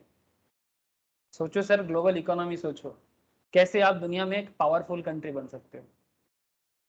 आपका लीडर भी एक पावरफुल होना चाहिए, है ना, जिसका दुनिया भर में सम्मान हो। आपके देश के अंदर लोग वैसा ही रेस्पेक्टेड होना चाहिए, जो अल्टीमेटली आपके देश का अंदर का जो बात है उसको और डेवलप करे, आपको इकोनॉमिकली और एफिशिएंट बनाए, तो आप भी दुनिया में, हाँ भाई भारत से, ठीक है, लेंडर बनो दुनिया का। ये दिन कब आएगा? We all are very eager to look at, मतलब टू सी दैट सिचुएशंस, कि कब वो दिन आएगा फ्यूचर में कि भाई भारत दुनिया में लेंडर बनेगा। A deficit means the current account balance is negative. In this case, the country is considered the net borrower. आप दुनिया भर से सिर्फ लोन लेते रहते हो, नेट बोरोवर बन जाते हो। जैसे भारत बोरोवर में बहुत खराब नहीं है, मतलब it's not a very bad situation Bharat के लिए, बट अभी भी भारत बोरोवर के तरफ भी ज्यादा है। भारत का इकोनॉमी अभी भी बोरोइंग सेक्टर्स में ही ज्यादा है। अभी भारत में बहुत मेहनत करना होगा सर। यस, पहले से बहुत कम हुआ है, that's true, but still lots to go and promises to keep. पहले से काफी बेहतर हुआ है। भारत में ईज ऑफ डूइंग बिजनेस भी बहुत अच्छा हुआ है ना। अभी India ease of doing business में 60 के आसपास रैंक करता है। 2014 से पहले भारत का सिचुएशन 130-40 में था, ठीक है। तो काफी डेवलप हुआ है, काफी डेवलप हुआ है। मैं आपको एक दिखाता हूँ। बेस बोरोइंग रेट 4% पॉजिटिव है, स्टेबल है, ऐसे बोल सकते हो। बोरोइंग बहुत ज़्यादा नहीं है भारत का, बट जो भी है चिंता का विषय ना भी हो, लेकिन ज़्यादा borrowing is not good for India, because India जैसा, जैसे जिसका ग्रोथ अभी चालू हुआ है, ठीक है, अगर इसमें अगर ज़्यादा बोरोइंग का लोड पड़ जाए, आबादी भी कुछ कम नहीं है ना सर, 140 करोड़ अप्रोक्सीमेटली जा रहा है सर, डे बाई डे, ठीक है। आपको दिखाता हूँ, रेट भी बड़ा है, डूइंग बिजनेस में 63rd है, दैट इज वेरी इंटरेस्टिंग। यही चीज जो है ना, यही आपको एक्चुअली बड़ा करेगा। बिजनेस करो, बिजनेस, ठीक है, बिजनेस बनेगा, एटलीस्ट 10 में से एक बंदा बिजनेस करे, तो ऑटोमेटिकली भारत का हालत चेंज हो जाएगा। Export day by day positive देख रहे हैं आप। गुड्स एंड सर्विस दोनों में भारत का exporting day by day improve कर रहा है। 395 बिलियन एक गुड्स एक्सपोर्ट किया है, सर्विस है 226.96, फरवरी 2021-22 का डेटा है। टोटल 601.77 बिलियन का एक्सपोर्ट है भारत का। एग्रीकल्चरल प्रोडक्ट 11.5%, फ्यूल्स वगैरह माइनिंग प्रोडक्ट 17.3, मैन्युफैक्चरर 70% एंड बाकी 0.4।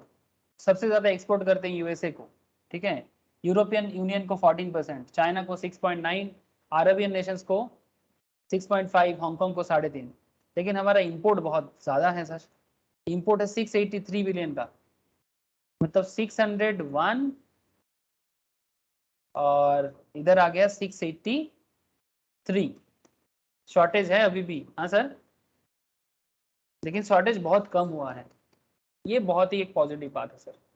इसमें हम थोड़ा सा अच्छा फील कर सकते हैं, बट फील करके चुपचाप बैठने से, हाथ से हाथ बांध के रहने से नहीं होगा, ठीक है। We need more business, we need more business. तो this is the economic situation of India. ये देखो आप, बजट बैलेंस देखो, आपको समझ में आएगा। 10% ऑफ जीडीपी, मतलब जीडीपी का 10% नेगेटिव है हमारा सिचुएशन, मतलब और 10% पॉजिटिव होना चाहिए, तब जाके बजट बैलेंस सही बनेगा। जीडीपी का 10% नेगेटिव है, मतलब समझ सकते हो ना, जीडीपी जितना होता है उससे और 10% हम लोग नेगेटिव में हैं, तभी इसी दैट इज द रीजन हम लोग अभी भी डेफिसिट इकोनॉमी में आ जाते हैं। पब्लिक डेब्ट भी इंडिया का अच्छा है, कम हो रहा है। जीडीपी का 86% पब्लिक डेब्ट है, पॉजिटिव दिखा रहा है, इसका मतलब है कि कम हो रहा है डे बाई डे। 197.853 ट्रिलियन के आसपास का डेब्ट है पब्लिक का, ये अच्छा बात नहीं है सर। और डेब्ट तभी कम हो सकता है जिस दिन India make in India concept में हर चीज में बेहतर हो पाए। भारत को इकोनॉमिक एड भी मिलता है 4 बिलियन का आसपास, ठीक है। क्रेडिट रेटिंग के हिसाब से अगर देखोगे इंडियन इकोनॉमी का सिचुएशन, स्टैंडर्ड एंड पुअर ने BB+ दिया है, पॉजिटिव आउटलुक दिया है। मूडीज ने स्टेबल आउटलुक दिया है, फिच ने स्टेबल आउटलुक दिया है एंड डीबीआरएस ने पॉजिटिव आउटलुक दिया है। फॉरेन रिजर्व इंडिया का 619.787 अभी वर्ल्ड में 5th हाईएस्ट है, जो इंडिया को एक मतलब one of the fastest growing economy के अंदर रखता है सर। ये अच्छा बात है, लेकिन अभी बहुत दूर जाना है सर, बहुत दूर जाना। तो जैसे बोले ना, lots to go and promises to keep, है ना सर। कहाँ चला गया? मैं आपको समझा रहा था करंट एंड कैपिटल अकाउंट। तो चलो करंट कैपिटल अकाउंट में थोड़ा और बात कर लेते हैं कि भारत अभी नेट बोरोवर ही है, नेट लेंडर नहीं बन पाए। अच्छा, if import declines and export increases to stronger economies during recessions, अगर आप अपना एक्सपोर्ट को बढ़ाते हो और इंपोर्ट को डिक्लाइन करते हो तो आप रिसेशन सिचुएशंस में, रिसेशन समझते हो ना, जिसको हम लोग हिंदी में मंदी बोलते हैं या बंगाली में मंदा बोलते हैं, वो सिचुएशंस में अच्छा होता है। The country's current account deficit drops but if export stagnant as import grow, when the economy grows the current account deficit grows. Import बढ़ने से शायद इकोनॉमी भी ग्रो करेगा बट करंट अकाउंट में डेफिसिट भी बढ़ता जाएगा। Now this is all about current account था। अभी जो भी मैं आपको बोला ये सब करंट अकाउंट रिलेटेड मैटर बोला। अब थोड़ा capital account of the country के बारे में भी जान लो sir. The capital account is record of the inflow and outflow of capital that is directly affect nations foreign assets and liabilities. Country का जो भी foreign assets and liabilities create होता है, फॉरेन से एसेट कितना मिलेगा या लायबिलिटी कितना देना पड़ेगा, it is concerned with all international trade transactions between citizen of one country and those in other countries। ठीक है, ऑल इंटरनेशनल ट्रेड ट्रांजैक्शंस, चाहे वो कंट्री से कंट्री के बीच में हो या किसी इंडिविजुअल से इंडिविजुअल के बीच में हो। The components of capital account include foreign investment and loans. Capital account का जो कंपोनेंट है उसमें फॉरेन इन्वेस्टमेंट है और लोन भी है, मतलब फॉरेन में आप कितना इन्वेस्ट किए और फॉरेन से आप कितना लोन लिए। Banking and other forms of capital as well as monetary movements or changes in the foreign exchange reserve. Capital account flow reflects factors such as commercial borrowing, banking, investment, loan and capital. अगर capital account surplus है, surplus in the capital account means there is a inflow of money. अगर आपके capital account में surplus हो रहा है, इसका मतलब आपके कंट्री में पैसा का फ्लो हुआ है। ओके, मतलब आप फॉरेन से इनकम करके ला रहे हो। और अगर आपकी कैपिटल अकाउंट डेफिसिट बता रहा है, moving out of the country, मतलब पैसा अपने देश से बाहर जा रहा है, in this case the country में be increasing in foreign holdings. ठीक है, ऐसे सिचुएशंस में आपका फॉरेन होल्डिंग बढ़ता है। ठीक है, in other words the capital account is concerned with payment of debts and claims regards of the time period। मतलब आपको डेब्ट पेमेंट करना है या क्लेम पेमेंट जो भी है आपका। the balance of capital account also include all item reflecting change in stocks। Country का जो स्टॉक का कॉन्सेप्ट है, ठीक है, उस चेंजिंग स्टॉक को भी कैपिटल अकाउंट अल्टीमेटली आपको दिखाते हैं। The international monetary fund IMF के बारे में तो आप लोग सुने ही होंगे। International monetary fund divides capital account in 2 categories, financial account and capital account. Capital account को भी 2 तरीके से IMF तोड़ते हैं, एक फाइनेंशियल एक capital.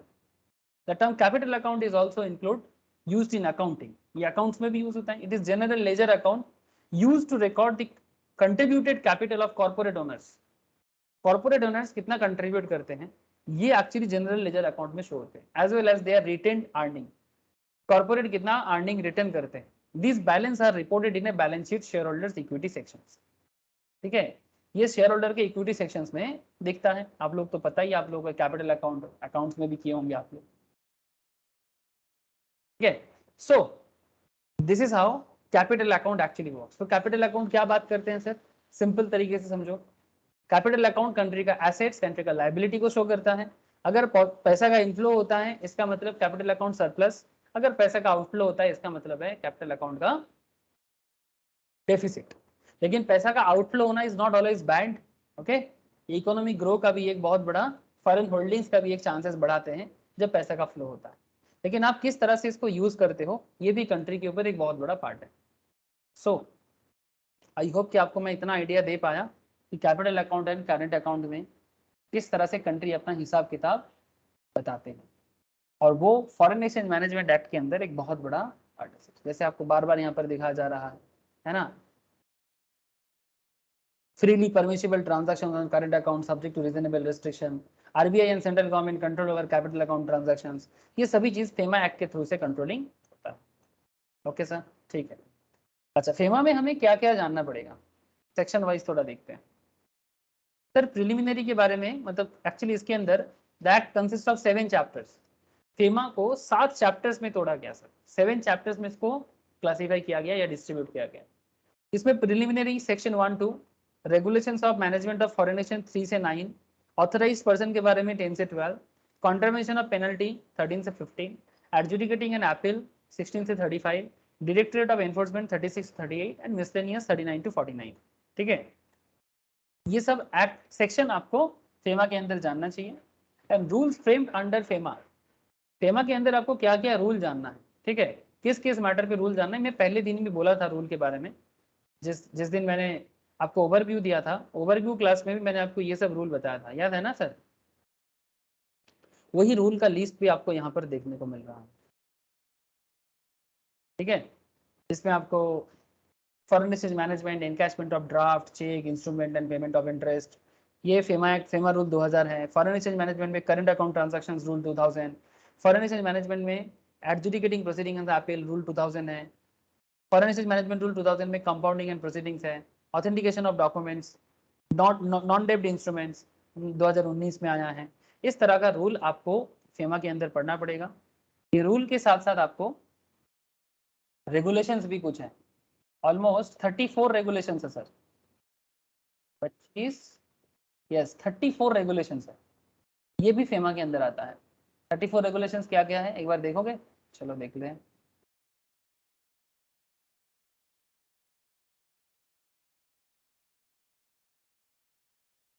Permissible capital account transactions, foreign exchange management regulation 2000, issue of security in India by a branch or office or agency of a person resident outside India, establishment in India of branch or office other places of business, guarantees के बारे में बोला है, foreign exchange derivative contract के बारे में बोला है, investment in farm and proprietary concern में बोला है, ठीक है, foreign exchange derivative contract में बोला है, ट्रांसफर और issue of any foreign security में बोला है, ऑफशोर बैंकिंग यूनिट में बोला है, withdraw of general permission to overseas corporate bodies regulation 2003 में आया है। सर ये सब थोड़ा सा पढ़ के दिमाग में रखना पड़ेगा।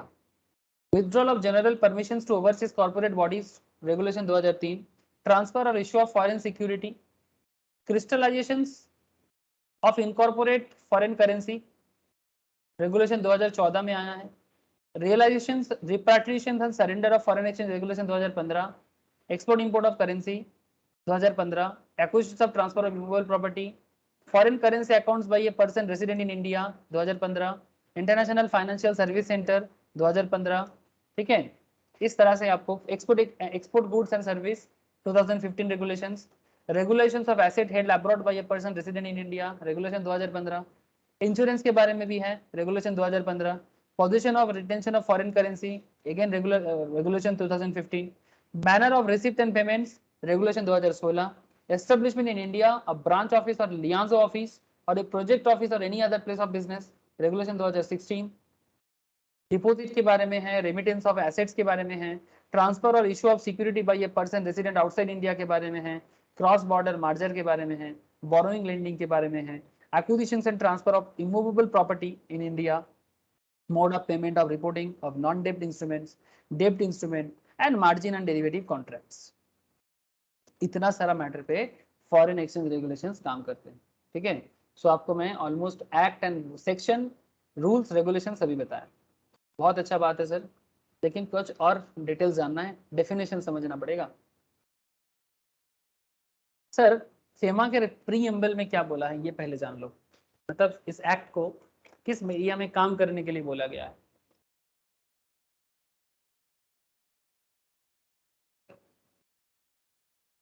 This act aims to consolidate and amend the law relating to foreign exchange with the objective of facilitating external trade and payments।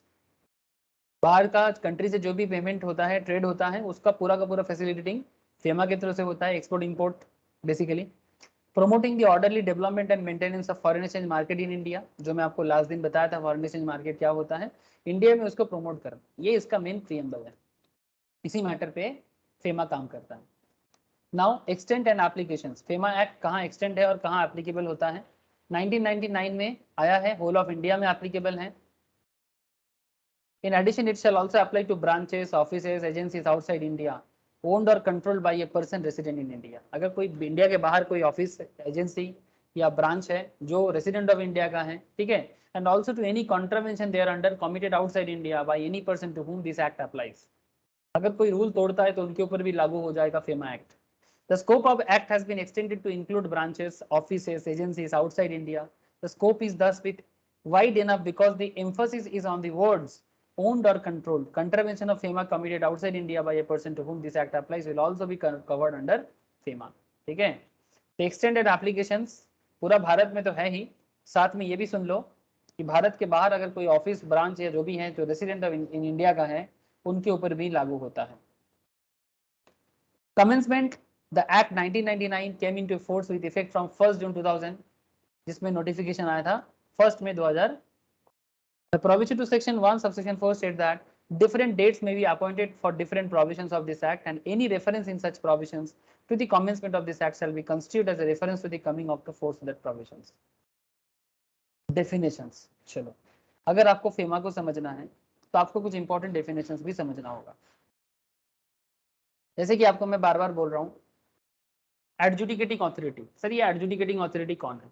Adjudicating authority means an officer authorised under section 16 subsection 1, जिसको FEMA में power दिया गया है। Appellate tribunal means appellate tribunal for foreign exchange established under section 18। Authorised person means N authorised dealer, money changer, offshore banking unit or any other person for the time being authorized under section 10 subsection 1 to deal in foreign exchange or foreign securities. Authorized officers means an officers of Directorate of Enforcement authorized by central government under section 37A. Bench means a bench of appellate tribunal. Capital account transactions में और क्या बताऊं आपको, already बता दिया, but यहाँ पर section थोड़ा जान लो। कैपिटल अकाउंट क्या होता है मैं आपको अभी अभी बता के आया। Capital account transactions means the transactions which alter the assets or liabilities, including contingent liability, मतलब जो future liability, outside India of persons resident in India, or asset or liability in India of persons resident outside India, and include transactions referred in section 6 subsection 3. Competent authority means the authority appointed by central government under section 37A subsection 2.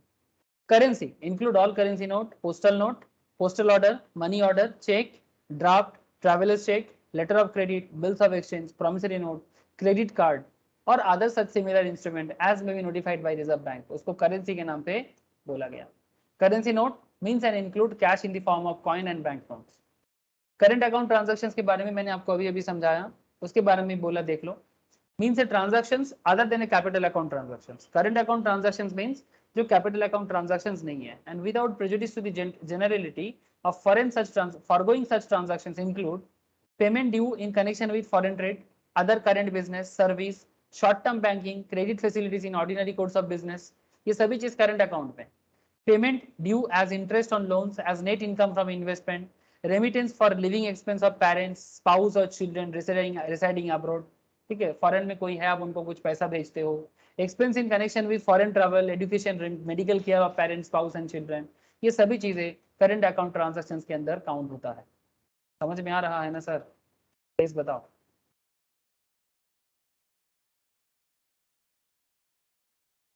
Hello बताइए sir, समझ में आ रहा है?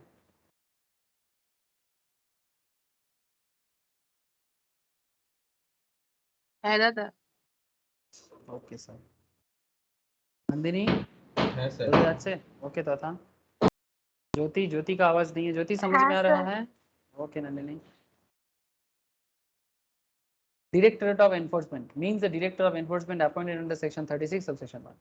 Export with its grammatical variations and corporate expression means the taking out of India to place outside India in any goods. Bharat से कोई चीज बाहर लेके जाना। Provisions of service from India to any person outside India, दोनों ही export के अंदर आता है। Foreign currency means any currency other than Indian currency. Foreign exchange means foreign currency and includes deposit, credits, balance, payable, and any foreign currency. Draft, traveler's check, letter of credit, bills of exchange expressed or drawn in India currency but payable in any foreign currency. जो भी करते हो India में करते हो लेकिन foreign currency उठाते हो, तो that is a foreign exchange, मतलब डॉलर में कमा के इंडिया में चेंज करना, फॉरेन एक्सचेंज। येन में कमा के, युवान में कमा के, दिनर में कमा के इंडिया में एक्सचेंज करना। What is foreign security? Means any security in form of shares, foreign था, फॉरेन कंपनी के शेयर, स्टॉक्स, बॉन्ड, डिवेंचर्स और एनी अदर इंस्ट्रूमेंट डिनोमिनेटेड और express in foreign currency, dollar में है। जैसे कि अगर आप फेसबुक का शेयर होल्ड करते हो तो डॉलर में होल्ड करोगे, गूगल का शेयर होल्ड करते हो, नॉर्मली म्यूचुअल फंड के थ्रू से आजकल इन्वेस्टमेंट होता है, and include security expressed in foreign currency, but where redemption or any form of return such as interest or dividend is payable in Indian currency। लेकिन जब redemption होता है या रिटर्न या इंटरेस्ट लेते हो तो फॉरेन सिक्योरिटी मतलब इंडियन करेंसी में लेते हो, तो that is also foreign exchange हो जाएगा। Import with its grammatical variation and cognate expression means bringing into India any goods or service। जब आप बाहर से फॉरेन कंट्री से कोई प्रोडक्ट को इंडिया में लाते हो। सर ये सब क्या बोलने वाला चीज है? फिर इंडियन करेंसी के बारे में क्या बोला है? What is Indian currency? Means a currency which is expressed or drawn in India rupees but does not include special banknotes and special 1 rupee notes issued under section 28A of the Reserve Bank of India Act 1934। अगर government कोई special bank note या special rupee note निकालते हैं उसको currency नहीं कहते, वो special है, किसी पर्पस में निकाला जाता है, रेस्पेक्ट में। Member means a member of the appellate tribunal and include the chairperson thereof. Persons में इनकम टैक्स जैसा पर्सन यहाँ पर भी है। पर्सन के अंदर क्या क्या है? इंडिविजुअल है, हिंदू अनडिवाइडेड फैमिली है, कंपनी है, फार्म है, एसोसिएशन ऑफ पर्सन और बॉडी ऑफ इंडिविजुअल्स हैं, whether incorporated or not, every artificial judicial person not falling within any of the preceding subclause, any agency, office, branch owned or controlled by such persons। ठीक है, थोड़ा extra हो गया ये income tax में, ये agency, office, branch owned controlled by such person, ये सब नहीं होता है नॉर्मल। ओके सर, फिर से आगे चलो, रेसिडेंट का बात इनकम टैक्स में जैसे पढ़े हो यहाँ पर भी देख लो। Person resident in India, foreign exchange में आपको रेसिडेंट और फॉरेन रेसिडेंट दोनों का फर्क समझना बहुत जरूरी है। A person residing in India, अगर कोई पर्सन इंडिया में रिसाइड करते हैं for more than 182 days, sir ये बात तो इनकम टैक्स वाला ही हो गया। Residing in India for more than 182 days during the course of preceding financial year but does not include during the course of preceding financial year. अगर जैसे कि अगर 22-23 चल रहा है और जिस एक्सचेंज का जो भी कॉन्सेप्ट है उसमें अगर 21-22 प्रीवियस ईयर हो या फिर फाइनेंस ईयर हो, तो प्रीसीडिंग फाइनेंशियल ईयर में अगर कोई बंदा 182 दिन से ज्यादा इंडिया में रहता है तो उसको रेसिडेंट कहेंगे, but with some exceptions. Exception क्या है? A person who has gone out of India और who stays outside India in either case, जैसे कि for taking up of employment outside India, India के बाहर जॉब के पर्पस में गया है, ठीक है, उनको रेसिडेंट नहीं मानेंगे। Person residing in India for more than 182 days during the course of preceding financial year, okay, वो रेसिडेंट है, but does not include foreign taking up employment outside India, for carrying out outside India business or vocation outside India, India के बाहर business करते हैं, vocation करते हैं, ठीक है, for any other purpose in such circumstances as indicate his intention to stay outside India for an uncertain period, a person who has come to or stays in India in either case otherwise than for or taking up employment in India, for carrying on in India a business or vocation in India, for any other purpose in such circumstances as would indicate his intention to stay in India for an uncertain period। जैसे कि point A में था, a person who has gone out of India who stays outside India in either case, similarly a person who has come to stays in India in other case otherwise then, अच्छा एक ही point बोला है, point A और point B में similar point discuss किया है, ठीक है।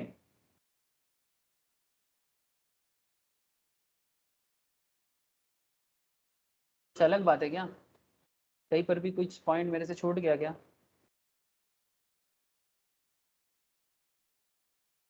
A person residing in India for more than 182 days, ये तो क्लियर है आप लोगों को, during the course of preceding financial year, उसको रेसिडेंट बोलेंगे, but does not include a person who has gone out of India और who stays outside India in either case for taking up of employment outside India, for carrying out an outside India business और vocation outside India, for any other purpose in such circumstances as would indicate his intention to stay outside India for an uncertain period। चलो ये तो समझ में आ ही रहा है। Similarly point B बताते हैं कि ये पर्सन हु हैज कम और सॉरी देखो सर मैंने इस पॉइंट को नहीं देखा। A person who has come to और स्टेज इन इंडिया, जो भारत से बाहर चला गया है और ये जो भारत में आके रह रहा है। हाँ तथा এটাই ডিফারেন্স তো। হ্যাঁ স্যার, স্যার বলছি এখানে তো সেকেন্ড প্রভিশনটা অ্যাপ্লাই হলো না।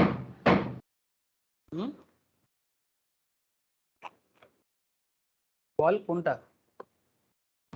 স্যার এমপ্লয়মেন্টের জন্য বাইরে গেলে যে সেকেন্ড প্রভিশনটা অ্যাপ্লাই হয়ে যায় 182 ডেজ এর সাথে, এখানে হচ্ছে না স্যার। ইনকাম ট্যাক্সের সাথে এখানে ওভাবে ওরা করছে না তো, ওরা ইনকাম ট্যাক্সকে পুরোপুরি ফলো করছে না তো। FEMA act income tax act को एकदम टोटली फॉलो नहीं कर रहा है सर। इनका प्रेसिडेंट रेसिडेंट होने का सिंपल तरीका बताया, person residing in India for more than 182 days during the course of presiding financial year, but does not include जो इंडिया से बाहर जा रहे हैं पॉइंट ए के तहत, इंडिया में बाहर जाके रह रहा है ऐसे ऐसे केस में, पॉइंट ए में, पॉइंट बी में, पॉइंट सी में, ठीक है, इनको रेसिडेंट के बाहर रख रहा है। And a person who has come to और stays in India in either case, जो भारत में आके रह रहा है किस कारण में, एम्प्लॉयमेंट के लिए, carrying on in India business, India के अंदर बिजनेस करने के लिए या वोकेशन करने के लिए, फॉर एनी अदर पर्पस और in such circumstances as would indicate his intention to stay in India for any uncertain period. ठीक है, इन लोगों को बाहर रख के रेसिडेंट के बारे में मतलब बेसिकली डेफिनेशन दिया है। मुझे लिखा था ऐसे। और साथ में point number 2 any Sir. Person और, हाँ बोलो। স্যার ফার্স্ট কেস গুলোতে তো 60 ডেজ দেখা হয় না, শুধু 182 ডেজ এর কন্ডিশনই ফুলফিল করতে হয়। यस এই কেসগুলোতে 182 ডেজই ফুলফিল বাইরে করে। employ- হ্যাঁ স্যার। সেটা তো এখানে মানে এখানে কি বলছে, এরা বলছে কি আমি তাকে ইন্ডিয়াতে রেসিডেন্ট বলবো যে যে ইন্ডিয়াতে 182 দিনের উপরে থাকছে, ওকে, বাট আমি কাকে কাকে এখানে ইনক্লুড করব না, ঠিক আছে, as per FEMA act a person who has gone out of India, who stays outside India, taking up employment, business या वोकेशन के कारण इंडिया के बाहर है, or for any other purpose in such circumstances that would indicate his intention to stay outside India for an uncertain period. ये थोड़ा सा अलग है सर, मतलब नॉट एग्जैक्टली मतलब वहां पर तो जैसे था कि रेसिडेंट ऑफ इंडियन ओरिजिन, ठीक है, ऐसे ऐसे कॉन्सेप्ट था। Taking up employment concept income tax में भी आप लोगों ने पढ़ा होगा, ठीक है, और जो इंडियन नेवी में या फिर क्रू मेंबर के हिसाब से बाहर जाते हैं, ठीक है, तो ये थोड़ा अलग है, थोड़ा सा अलग है, मतलब एग्जैक्टली कॉपी बुक नहीं है। तो ये जो पॉइंट ए और पॉइंट बी को रेसिडेंट के बाहर रखा गया है, मैं आपको थोड़ा सा और डिटेल्स में आगे बताता हूँ, एग्जाम्पल दूंगा ना तो क्लियर हो जाएगा। फेमा एक्ट के हिसाब से एनी पर्सन और बॉडी कॉर्पोरेट रजिस्टर्ड और इनकॉर्पोरेटेड इन इंडिया, अगर कोई कंपनी इंडिया में रजिस्टर्ड है, इनकॉर्पोरेटेड है, उसको रेसिडेंट बोला जाएगा। एन ऑफिस, ब्रांच और एजेंसी इन इंडिया ओन्ड और controlled by a person resident outside India, अगर किसी का कोई ऑफिस है, ब्रांच है, एजेंसी है इंडिया में जिसका कंट्रोलिंग वो इंडिया के बाहर से करते हैं तो भी वो रेसिडेंट कहलाएगा। एन ऑफिस, ब्रांच और एजेंसी आउटसाइड इंडिया ओन्ड और controlled by a person resident in India, उसको भी रेसिडेंट के अंदर काउंट किया जाएगा। ठीक है, there is another concept is person resident outside India means a person who is not resident in India. Outside India का मतलब वही है जो इंडिया का रेसिडेंट नहीं। ठीक है, अब आगे कुछ क्वेश्चन करेंगे ना, आपको क्लैरिटी हो जाएगा, लेकिन उससे पहले देखो, prescribe means prescribe by rules made under this act. Repatriate, repatriate का मतलब होता है bringing into India the realised foreign exchange. आप जब बाहर जाके डॉलर में कमाओगे, युआन येन में कमाओगे, जो भी कंट्री में, जापान जाओगे तो जापानीज येन में कमाओगे, यूएस जाओगे, कनाडा जाओगे, ऑस्ट्रेलिया जाओगे, ठीक है, तो जो भी कंट्री में जाके फॉरेन एक्सचेंज में कमाते हो फिर आप उसको इंडिया में लाते हो। The selling of such foreign exchange to an authorised person in India, अगर वो फॉरेन एक्सचेंज आप इंडिया में किसी ऑथराइज्ड पर्सन को, जिसको फॉरेन एक्सचेंज डीलिंग का परमिशन हो, ठीक है, the selling of such foreign exchange to an authorized person in India in exchange for rupees, ठीक है, that is called repatriate to India. The holding of realized amount in an account with an authorized person in India to the extent notified by Reserve Bank. It includes use of realized amount for a discharge of debt or liability denominated in foreign exchange, and expression repatriation shall be construed according. Basically repatriate का मतलब होता है कि जब आप बाहर का चीज इंडिया में अपने ही देश में कमा के लाते हो, that is called repatriate. Security का क्या मतलब है? Share, stocks, bonds, debentures. Government security as defined in public डेब्ट act 1944 Saving certificate to which Government Saving Certificate Act 1959 applies. Deposit receipt in respect of deposit of securities and units of Unit Trust of India, etc. ये सब चीज actually securities के अंदर आता है, but इसमें कुछ डज नॉट इंक्लूड भी बोला है, but does not include bills of exchange, promissory note other than government promissory note or any other instrument which may be notified by Reserve Bank of India as security for the purpose of this act. Service के बारे में भी बोला है, special director, specify, transfer, सभी के बारे में बोला है sir. Service mean service of any description which is made available to potential users and includes the provision of facilities in connection with banking, finance, insurance, medical assistance, legal assistance, chit fund मतलब not cheating बात, हाँ, small fund services, real estate, transport, processing, supply of electrical or other energy, boarding or lodging of both, entertainment, amusement, or the purveying of news or other informations, but does not include the rendering of any service free of charge or under a contract of personal service. Free of charge service या contract of personal service को service के अंदर नहीं रखा गया, point to be noted sir. ठीक है, थोड़ा सा सेंस लगा के ना आपको इजीली समझ में आ जाएगा. Special director means an officer appointed under section 17. Specify means to specify by regulations made under this act and the expression specified shall be construed accordingly. Transfer means sale, purchase, ये जैसे capital gain chapter में आपने transfer पढ़ा वैसा ही है. Transfer include sale, purchase, exchange, mortgage, pledge, gift, loan or any other form of transfer or right, title, possessions or lien. ठीक है, वो सभी चीजें transfer कहलाएगा. तो for understanding FEMA you have to know these kind of definitions. Okay. Now residential status under FEMA. अब थोड़ा details बात करेंगे. Definition of person is similar to the definition contained in Income Tax Act 1961. The term person includes, जो आपको मैं person income tax में बोला वही वाला पर्सन यहाँ पर भी था, जैसे company, firm, individual, HUF, AOP, artificial judicial, ठीक है, person of agencies as well as office and branches and agencies, ये भी इनकम टैक्स एक्ट में अभी इंक्लूड हो गया. Agencies, offices and branches do not have independent status separate from their owners. ठीक है, ये these have been considered a person under FEMA. समझ में आ गया सर. इनकम टैक्स में एक्चुअली एजेंसीज का अलग से कोई अस्तित्व नहीं है, बट फेमा में इसको अलग से एक जगह दिया गया है. FEMA such offices and branches are included in definition of persons resident in India. That is the only difference in Income Tax Act and FEMA के अंदर. FEMA को इसको एक अलग स्टेटस मिला, इनकम टैक्स एक्ट में ब्रांचेस, ऑफिसेस को persons का मतलब जिसका है उसका ही माना जाएगा. Therefore they have been included in the definition of persons. बस यही सिंपल डिफरेंस आया है जो मैं आपको 2 मिनट पहले भी समझा रहा था.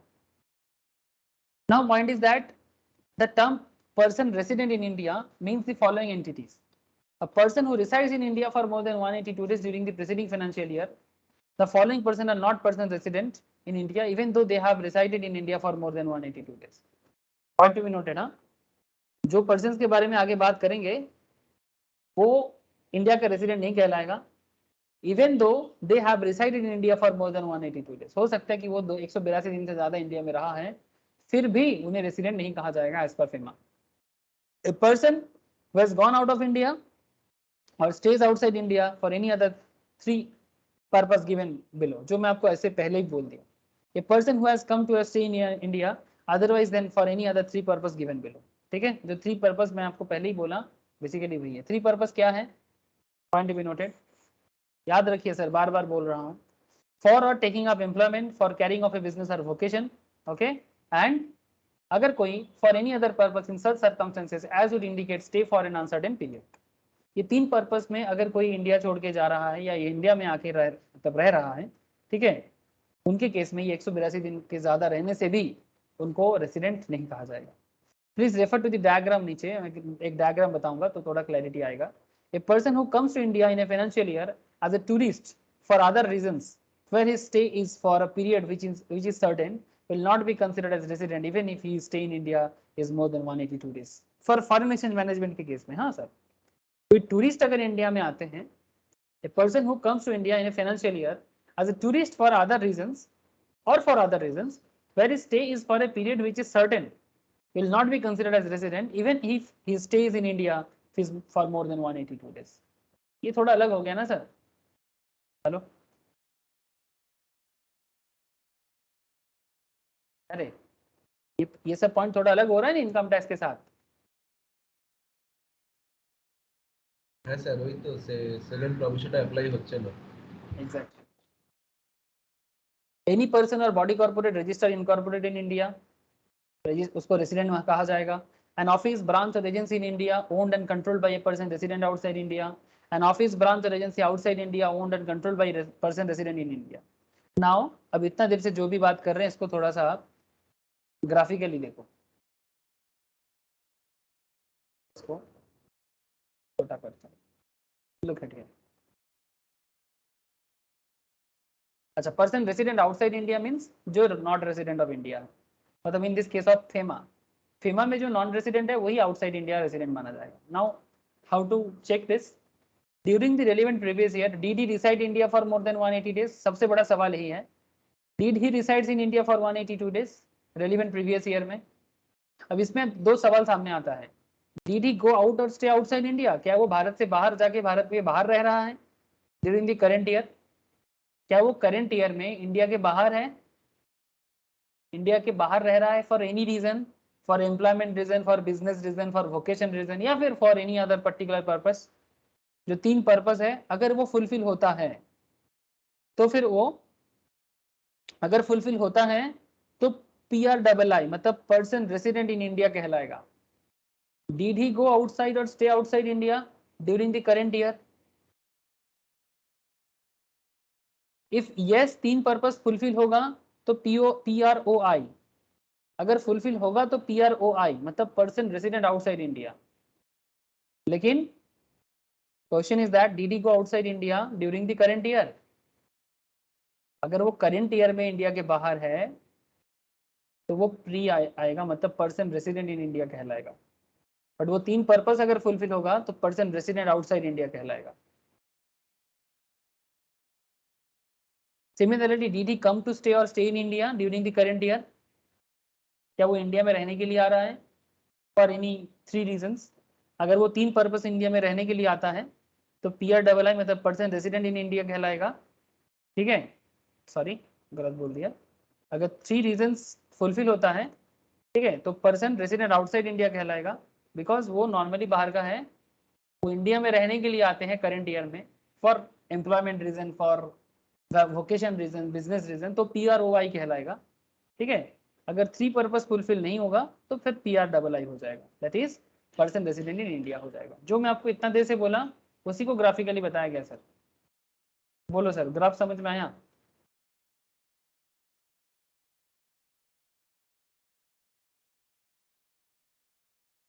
গ্রাফটা বোঝা গেছে?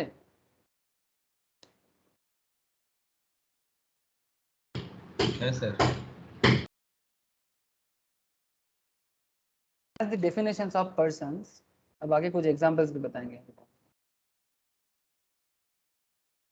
As the definitions of persons resident in India and person resident outside India is quite relevant for determining applicability of act on an entity, let us analyze and understand it better. In case of individuals to be considered as resident, the person should have resided in India in the preceding financial year for more than 182 days. This is clear? FEMA act के अंदर अगर आपको resident करना है तो उनको previous financial year में 182 दिन रहना है। Citizenship is not the criteria for determining whether और not a person is resident in India. Citizenship is not the criteria. Citizenship के साथ रेसिडेंट का यहाँ पर कोई क्राइटेरिया नहीं है। There are three limbs in the definitions. The first limb prescribe the number of days stays, then there are two limbs which are exceptions to the first limb. जैसे कि फर्स्ट लिम क्या कहता है?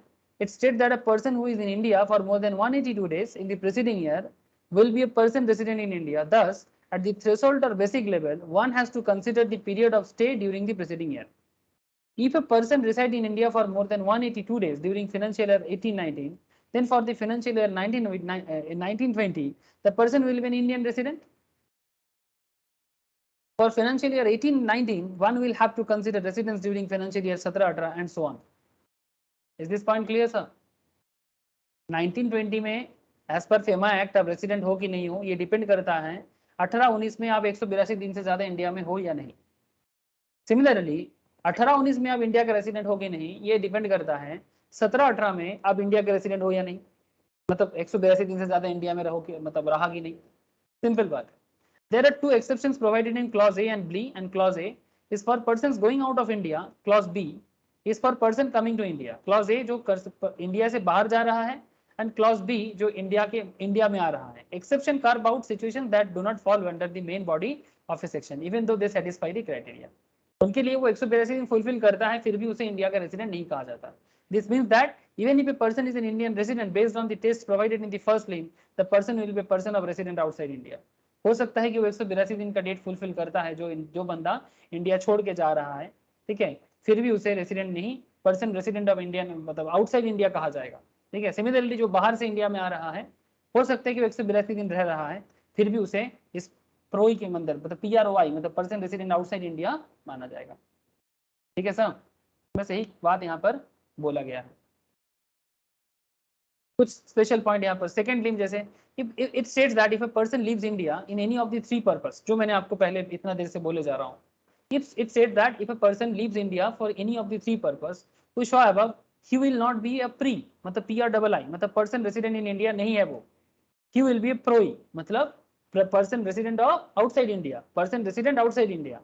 Thus in this example given for the first link above, if a person lives in India for 1st November 2019, he will be a non-resident for 2nd November 2019, he will be a non-resident from 2nd November 2019 even though his number of days in India was more than 182 days for financial year 18-19। कैसे sir? देखो sir 18-19 का कोई अगर 1 नवंबर India छोड़ के जा रहे हैं तो 1 नवंबर मतलब 1 अप्रैल से लेके, जैसे कल 1 अप्रैल है ना, 1 अप्रैल टू 30 नवंबर नहीं सॉरी 1 नवंबर कितना दिन होता है सर?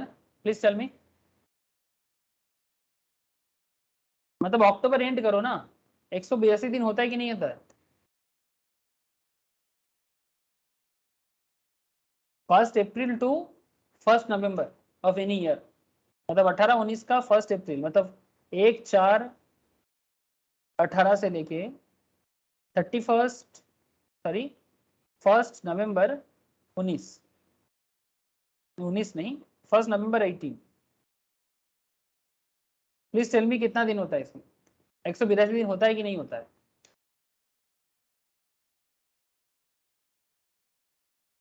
सर अक्टूबर तक तो 6 महीना हो जाता है ना, तो 30 × 6 करके 180 तो हो ही जाएगा। और किसी ना किसी मंथ में तो एक से ज्यादा दिन है ही, जुलाई अगस्त में 2 दिन एक्स्ट्रा है ना, मई में 1 दिन एक्स्ट्रा है, अक्टूबर में 1 दिन एक्स्ट्रा है, तो 182 ज्यादा तो हो ही जाएगा अगर अगर अगर फरवरी तो इसमें ही नहीं आ रहा है।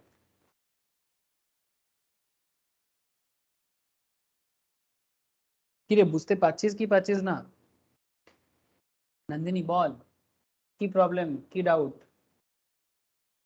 चौथा रोशनी ज्योति बोलो सर बोलो। 1 अप्रैल से 1 नवंबर क्या 182 हो रहा है?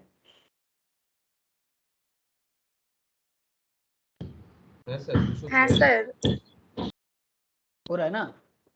तो वही बोल रहा हूँ मैं कि अगर कोई 1 नवंबर को इंडिया छोड़ रहा है, देन 1 नवंबर 19 को he will be non resident from 2 नवंबर 2019। 2 नवंबर 2019 से वो नॉन रेसिडेंट कहलाएगा even though his number of days in India was more than 182 days in financial year 18-19। मतलब 18-19 में तो वो भारत में था ही, 182 से ज्यादा तो हो ही जाएगा, और 2019 में भी वो काफी दिन इंडिया में रहा। सो कुल मिला के वो इंडिया का है, लेकिन फॉर फेमा एक्ट के हिसाब से यही पॉइंट आपको समझना पड़ रहा है क्लॉज ए के हिसाब से कि भाई वो 2 नवंबर से नॉन रेसिडेंट कहलाएगा। Similarly, if a person goes and stays out of India for carrying on any business, he will be PROI मतलब PROI मतलब person resident outside India from the date of financial year 1920. The person will be a PRII till 1 November 2019। 1 नवंबर 2019 तक उसका status क्या था? PRII मतलब person resident in India. लेकिन 2 नवंबर 2019 से उसका स्टेटस क्या हो गया? PROI person resident outside India हो गया। सिंपल बात है सर, ठीक है। इसी तरह से आप दूसरा भी एग्जाम्पल भी देख लो। तब तक PROI कहलाएगा as long as he stays out of India for employment, जब तक वो एम्प्लॉयमेंट पर्पस में इंडिया के बाहर रहेगा। An example for clause 3 can be person who has green card in USA, ठीक है, यूएस में ग्रीन कार्ड है The green card entitles a person to stay in USA and eventually becomes a US citizen. If a person goes abroad and starts staying in the USA, he will be a non-resident from that date, as his stay abroad indicates that he is going to stay there for an uncertain period. पता नहीं भी कितना दिन रहना है. Clear हुआ बात? बोलो कि क्यों इनको प्रोई कहा जाता है, PROI, that is person resident outside India. क्यों कहा जाता है? आप जॉब लेके इंडिया छोड़ के जाओगे, ग्रीन कार्ड ले लोगे यूएस में जाके, सिटीजनशिप ले लोगे यूएस में जाके, तो फिर आप अनसर्टेन पीरियड के लिए यूएस पे रहने का फैसला कर रहे हो, तो आपको पर्सन रेसिडेंट आउटसाइड इंडिया कहलाया जाएगा जिस दिन से आप इंडिया छोड़ के जाओगे. नेक्स्ट दिन से 1 नवंबर को जाओगे तो 2 नवंबर से चालू हो जाएगा. क्लियर, क्रिस्टल क्लियर हुआ कि नहीं हुआ?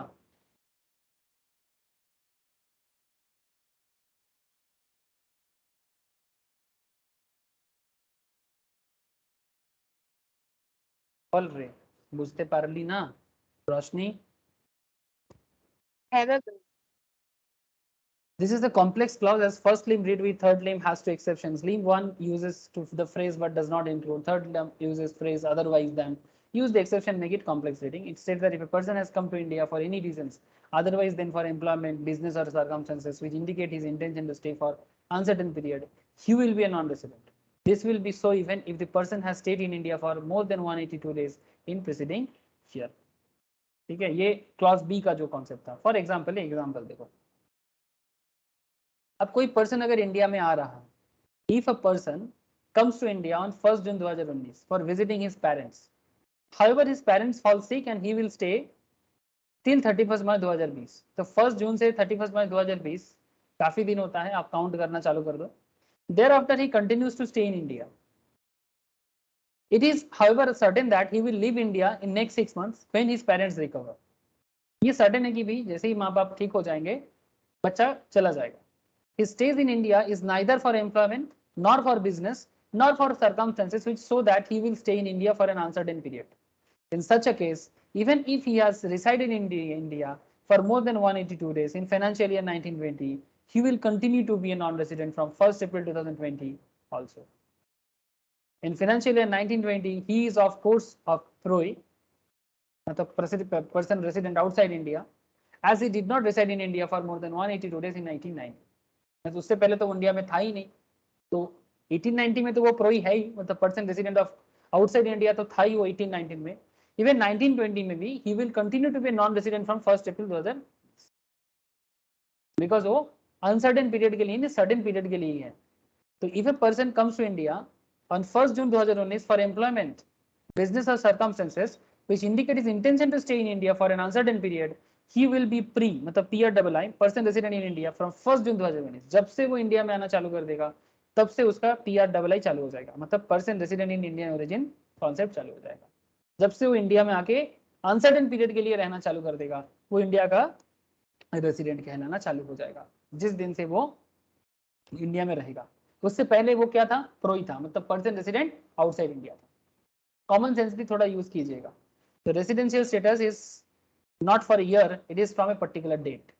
This is a different from income tax law. Under income tax law a person has to pay tax in respect of the income of the previous year. Therefore, it is possible to look at complete year for determining residential status under the Income Tax Act 1961. FEMA is a regulatory law. One has to know the person's status at the time of undertaking a transactions. If, for example, a person comes to India for employment and if his status can be known only when the year is completed, how will he and other people enter into commercial transaction with each other? If he is considered as PROI, मतलब person resident outside India, till the year is over, then people will not be able to enter into transactions with him. This is the reason why residential status is not for the year but from a particular date. समझ में आ रहा है ना sir? Income tax में हम लोग yearly residential status देखते हैं, बट यहाँ पर डेट वाइज रेसिडेंशियल स्टेटस देखते हैं. क्लियर है? बोलो, एक बार गो थ्रू जरूर कीजिएगा सर घर में. It is understood that this condition applies only to individuals. It will not apply to HUF, AOP or artificial judicial person as they cannot get employed. HUF का job नहीं होता, AOP artificial judicial person का भी job नहीं होता, cannot go out of India or come to India. Hence, they do not come within the ambit of the second and third limbs. These entities like HUF and AOP are not required to be registered or incorporated like corporate entities, not the definitions can be far stretched to cover applying criteria owned and controlled. Hence, legally, the definitions for HUF, AOP or BOI fail, particularly if the HUF, AOI etc. are in India, they will be considered as Indian resident. अगर HUF, AOP, BOI India में है तो उसको Indian residency कहा जाएगा, because वो बाहर नहीं जा सकता है ना, या बाहर नहीं आ सकता इस तरह का. ऐसे HUF बाहर कहा जाएगा, HUF तो इंडिया में ही रहेगा. So these are some important parts. अब नेक्स्ट दिन आपको मैं बाकी पॉइंट बताऊंगा, नोट शेयर करता हूं आपसे. अब पर्सन और body corporate, office, branch, agency, मैं कुछ पॉइंट ऑलरेडी बता दिया. ठीक है, कुछ और भी एग्जांपल्स आपको यहाँ पर देखने को मिलेगा प्री और प्रो के हिसाब से. ठीक है, मतलब person of Indian resident, person resident in India and person resident outside India must go through. Sir काफी अच्छे एग्जाम्पल्स हैं. ठीक है, regulations and management of foreign exchange के बारे में भी कुछ इंपॉर्टेंट बाकी नेक्स्ट दिन में आपको सेक्शन 3 से 9 बताऊंगा. तो पहला पार्ट पढ़ा दिया, 2-3 एग्जाम्पल कराया, 2-3 एग्जाम्पल आपको घर में करने के लिए दे रहा हूं सर. ठीक है, करोगे ना. एग्जाम्पल 1, 2, 3. एग्जाम्पल 1 आई थिंक मैंने कराया. एग्जाम्पल 2, 3, 4, 5 5 एग्जाम्पल्स है with answer, must go through sir. If any doubt arise I will discuss in our next class. ऐसे भी मैं करूंगा, आपसे पूछताछ करूंगा आप लोगों ने एग्जाम्पल समझा कि नहीं समझा. ठीक है, एक बार मस्ट गो थ्रू. फिर नेक्स्ट क्लास में मैं आपको regulations and management of foreign exchange section 33 से 9 का बात करूंगा. कैसे फॉरेन एक्सचेंज रेगुलेट होता है, डीलिंग्स इन फॉरेन एक्सचेंज कैसे होते हैं, ये सब बातचीत को लेके section wise discussion next class में करेंगे. ओके, लंबा डिस्कशन था, बट क्या क्लियर हुआ कि नहीं हुआ ये भी मुझे थोड़ा बताइए. इनकम टैक्स के साथ मैच मत कराइएगा. ठीक है, रेसिडेंशियल स्टेटस का बात कर रहा हूँ. ठीक है सर, कोई डाउट है तो पूछो, अदरवाइज इतना ही है. टाटा फिर. Bye sir. Okay sir, tata. राक्षी दादा. Bye. Okay, bye sir, bye. Sir all